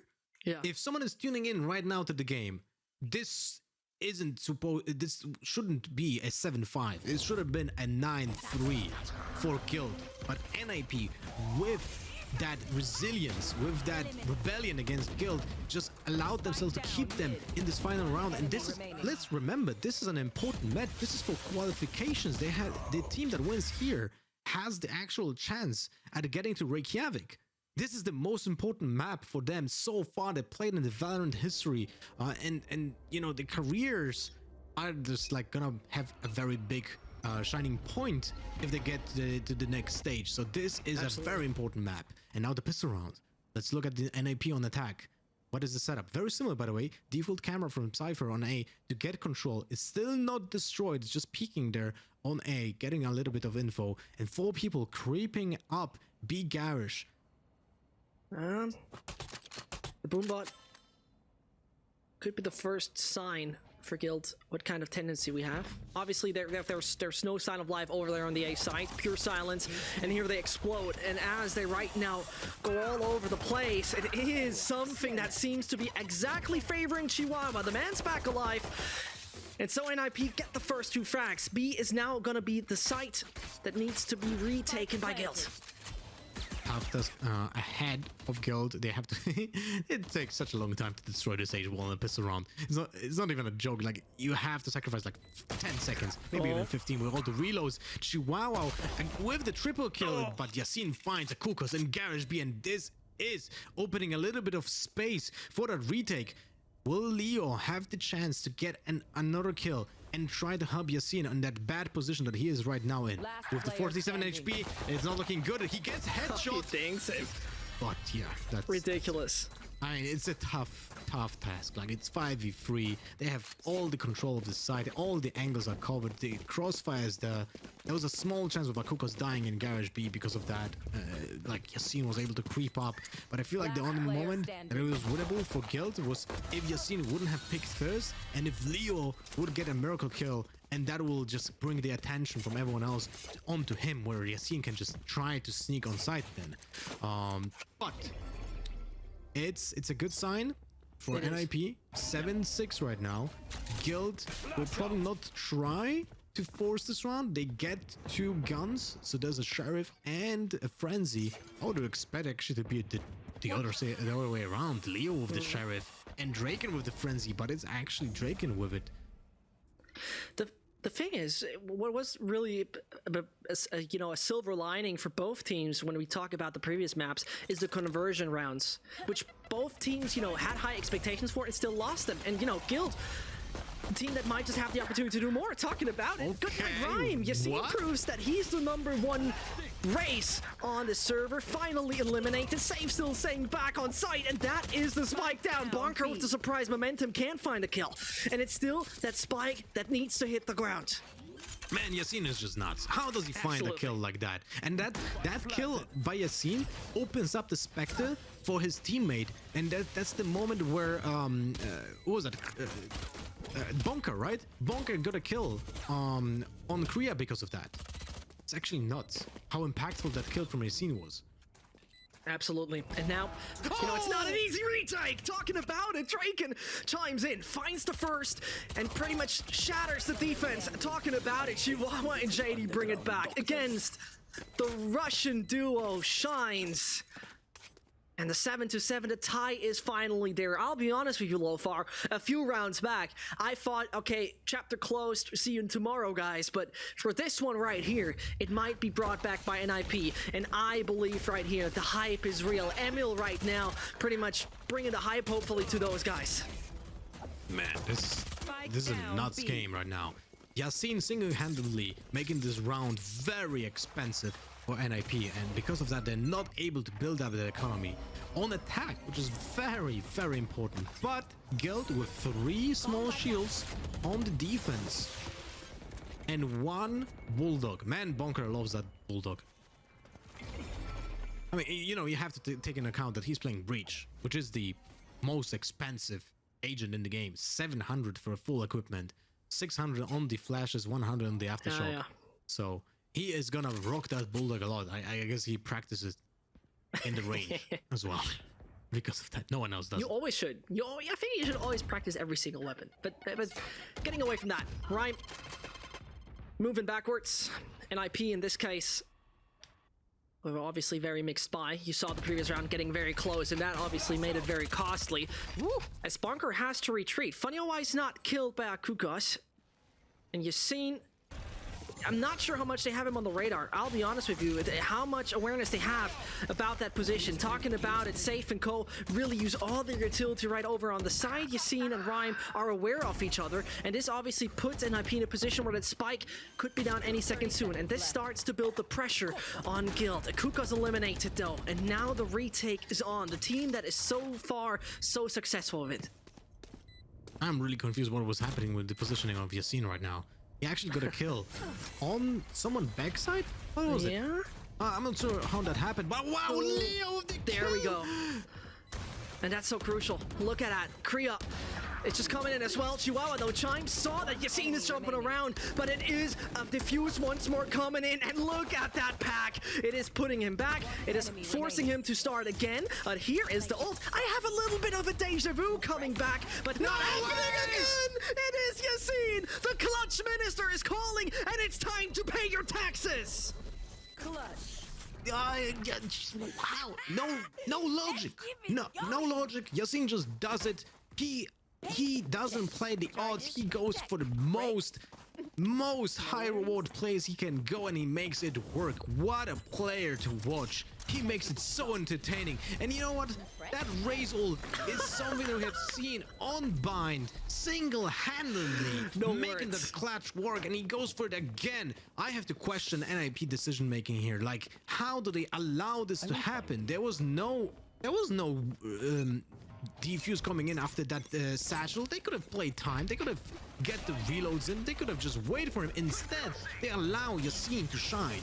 Yeah, I mean, you have to see it like that. Yassine takes the im out of impossible every single round, every single time, every single clutch. You expect this man, no, he can't do it. That's not realistic, right? It's like Tom Cruise running, man. It's like unstoppable. I'm not quite sure if I'm too mature on that one, but did you not see Tom Cruise run in a film? It's listen, Lofar, if there's anything you don't want to ask me about, it's everything with pop culture. I'm very bad with that. You're gonna notice once in a while when you make pop cultural references. Okay, this is why you didn't get any of my jokes so far. Okay, I understand. Exactly, this is why I didn't laugh once. It's not because my humor is bad. Either way, you see, being actually concussed there and finding a frag like that on Chihuahua. Ridiculous move, but finally eliminated. Still finds a double. JD killed in the process. Wouldn't have expected that worked. Oi! But they're on it. They're on the side here. And that means Lofar, they might just have a very good chance of bringing this one home and making a tie again. It was actually pretty odd. Like, everyone just stood their ground. There's grenade. I'm just gonna stand it. You know, the approach is a little bit different. What you typically see, Draken with the win against Kriya. 20 HP left. Leo has the heal for him. If Leo gets the kill, he opens up the ultimate as well. I don't think it's impactful, although he has a body next to him. But the time is running out. They go in onto the side. Sash, what is happening? This is once more very weird. Take a look at it. Rhyme finding a fourth, though, and Leo... Yeah, I mean, he tried in that case, right? It's still looking for the exit, someone swinging too wide. But here is that round number 8, and thankfully there is the round number 8, really. I was just waiting for this to happen again, because otherwise I would have been worried. Momentum-wise, Lofar, I would have been really worried. First of all, economically speaking, you'll see it right now. It is still looking mixed, NIP won the round, but, you know, their wallets don't look like they're somewhat rich. Mm-hmm. And this is an open game, man. It's 8-8. The economy is looking not bad for both of those teams, although Guild will be on the lower buy this round, but it's understandable by the back and forth between those teams right now, when there's just so many people getting killed every single round, right? But let's take a look at the utility. Rhyme, Showstopper available. JD, the Resurrection available as well. Chihuahua, it's not that impactful with his ult. Like, you know, it's funny because the Cypher's ult is that if you have it charged like this, it's essentially an 8 charger ultimate. The only one in the game, because you still need a kill to get it active, right? You cannot just activate it like this. You still need basically a body. And Leo on the other side, only one available with the ultimate. Yassine far away. Oh, okay. It's 2 missing. He can get that in a second. Draken, 6 out of 7. Bamboozled. Yeah, but they're playing time. Yeah, we're very well said. They're playing time. And the very crucial aspect of all of this right here is, you know, I mentioned 2 duels in the beginning that I find crucial. That is both Sages, that is Leo and JD, obviously. And for me, JD is by far one of the most impressive support players, really, to take a look at. You know, like I mentioned in the beginning, in previous teams he played different agents and everything was, you know, somewhat mixed. Then he came back to, you know, a very solid support role, and you can rely on him finding the frags. Not only supporting, but rely on him finding the frags and rely on the Bucky as usual. Yassine with the opening kill. with the Bucky, right click from 15 meters for that body shot for 160, absolutely nuts. And Yasin is one of his showstopper, puts a huge dent into NIP's plan. They have to play for the rest, but a guild knows that. They're gonna try to get some map control, a little bit awkward. No. You underestimate it, and that's a bit of a waste, but at the same time, they definitely have the information about Leo, who's just nearby. It could become costly as they're all rotated. Talking about it, only one frag found. Yeah, it's all right. It's not too much of a crazy impact, as in the meantime, it's safe. Spike planted. The only man standing. And, you know, as we see right there, Cypher remains chanceless. The agent that, by the way, claims that he was born on Bind, and I think we saw it on the previous map, which with Guild being somewhat born on Bind, but the rebirth is over here on Split, 9-8 for NIP. I mean, yes, he's seen open this round as usual. It's like a recurring theme so far in this match. But I feel like Draken was a little bit reckless here, you know? You can read that your opponents will probably get back to his body where he's seen got the kill, and you can just wait for that moment, right? You have two players there, you can spam the Sage Wall if it's gonna get built, and you know, Yasin might go off again after a free kill from that ultimate, because then he just has his showstopper available. But it's still okay. It was a throwaway round for Guild, but now this is the important moment, right? It's 8-9. If NIP gets this, they go into the double digits. They're so much closer and closer to closing out this entire match and advance to the next stage. So, Agreed. How do you approach this? 3-0's available. Yasin just approaches it by just going mid, shooting the showstopper, even punched the wall in frustration. Yeah, I mean, I understood his thought process, but that didn't pay off. You seen, though, the man can use a rifle, that's for sure. Rhyme is coming in at the right time, let's put it that way, as Leo is slowed and concussed for the moment. The A-side aggression has happened, but a swift rotation from Guild might pay off. The double from Leo is there, and that is for sure the 9th, except Chihuahua is the man who barks loud, but ain't happening. Put it back on the leash, Safe says, and so, tied up again. What is that from Leo, man? Like, that is such an insanely valuable thing to do. Like the double kill on defense, like in like simple metrics. Whenever you defend the site and you get 1-for-1 as a defender, that's not really favorable because the map still stays the same size. You still have the two sides, but you have less defenders and the opponents can just outnumber you.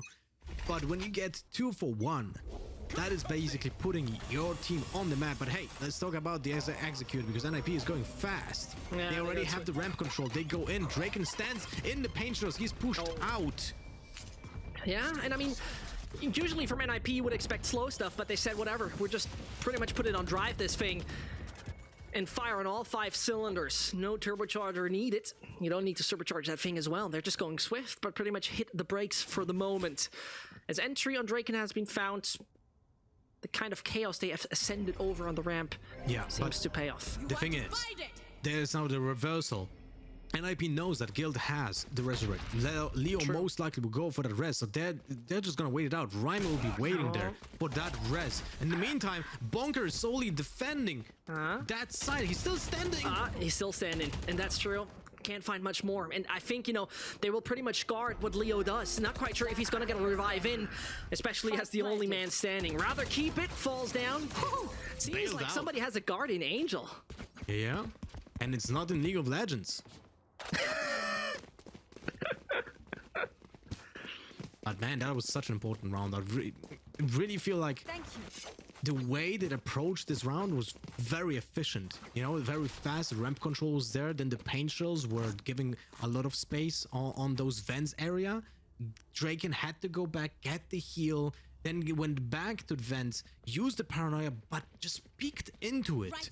And I feel like with the 4 players available there, peeking into that paranoia was a death wish anyway, because even if someone is affected, there's probably like 2 guys that are not affected, and they just hold that angle, and Draken paid the price, and because of that they were just so clumped. Astral, by the way, very good usage, cut off the entire map, but decided to just get so much control. Bonker was a nuisance. If he would have gotten like more kills, could have been totally different, but he was just overwhelmed. Now let's focus on the setup of the attack. Concealment. Astra is using a smoke that should confuse a little bit of Guild, but Yasin has the presence on Mail, so he knows that the smoke doesn't really do much. Now they're all clumped in the A lobby, but there's no presence for Guild in B garage, so they cannot trigger the rotations yet. They have no idea what's happening. Look at this. Yeah, the thing is, this is going to be a costly round for Guild, but this is a must-win round from Guild. They have 4 ults right here, Lofar, and those 4 ults must finally be put to use. As though we take a look at it, one is for Revive, one is for Vision, and you know, only Bonkar really has a useful one right here. 39 seconds left on that clock. And 39 seconds that might just pretty much predict the outcome of it. Rhyme knows that there is someone back in CT. Rhyme knows that he has to swing wide to find the frag, and this is the ult gone. Safe back on site known, and so the kind of information they have is critical. But Draken at it again. Safe joins the party, and suddenly we're back to a tie.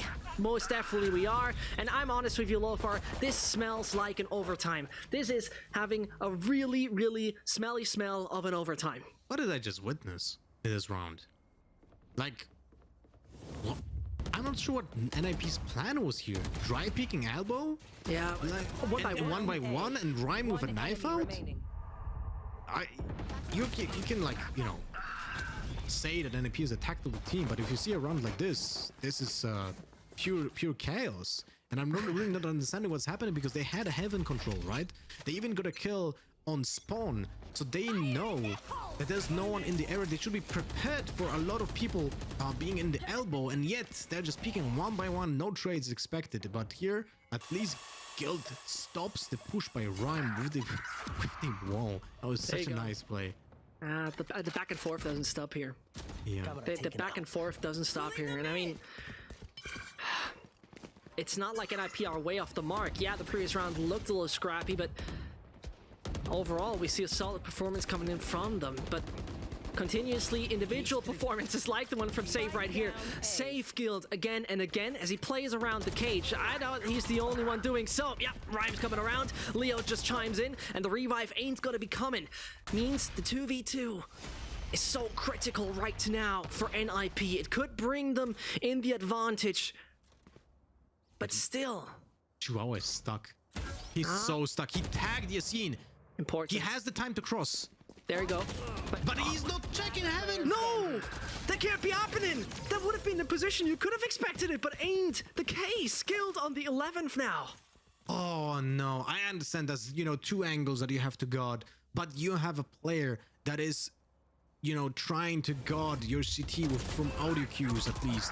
So, oh man, not playing for that Haven when you're the most exposed there is a little bit unlucky. Such a round, big round for Guild. Insane, they're just turning it around. Oh man, what a match on our hands. 11-10. And look at NIP's equipment right now. It's horrible. It's the worst. It's abysmal. I mean, what do you want to call it? You can use so many negative words for it. It's disastrous. It's frustrating. All of it. And they gotta make it work with it though here, Lofar. There's no other option. Otherwise, they must fight for overtime. But do you use Akuko's Rolling Thunder? I don't think so. You need to save it for that overtime, right? Do you? I mean, you don't save it for the overtime. You save it for those rounds that will lead up to the overtime. Because right now, unless they get a first blood somewhere, right? Then you can try to cascade into using the utility. But if you use the utility just to push with this inferior equipment, you have a very low chance of actually getting kills.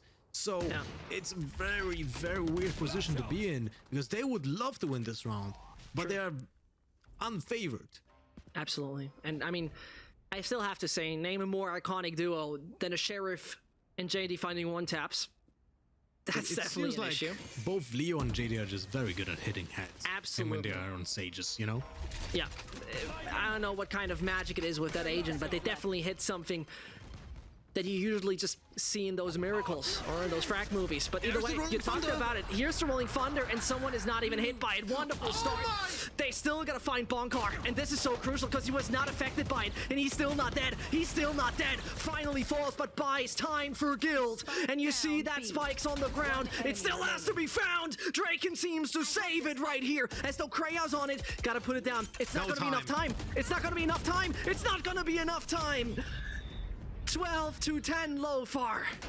What a round. I mean, it had everything. Match point. It had everything. Drama, thriller, horror. It had everything. Every single genre was here. Like, when I saw that Spike being dropped in the open when he can spam from the box, I was like, oh no, this is a horror movie right now. No way. You know, Yeah. look at this, look at this. Spike down. B. And there's the pickup. He just knows. You see it. There's only one angle where your opponent can be. You can just shoot through it, and your opponents are on 100 and 125 HP. You go like a hot knife through butter for that box. So, oh my god, what a round. Exciting one to watch, but Absolutely. unlucky for NIP a little bit, you know, but well played by Guild. Yeah. But at the same time, we're not done. We're far away from being done. Kukos and Co. still stand a proper chance. Still are capable of finding the success right here. It's 2 more rounds. That's not a lot, Lofar. We have seen way tougher comebacks. They're all clumping into events. There's one player controlling a lobby, which is Chihuahua. But he's stuck in front of a smoke, which dissipates now. They made a little bit of noise. Very nice idea. I love to see it. Directly Nice preparing. execution. And so, heading over to the A site, but it is the kind of round where you need to perform magic and you have to pull the rabbit out of the hat. But for now, Safe, the only thing he does is behead a Kukos. Same though comes as JD and Cole fight for it. Kreia and Chihuahua are the only 2 left. And so Safe is nothing else than the pillar of defense. You need 5 points of health. 5 points of health. That seems impossible, and it remains impossible. Guild with the first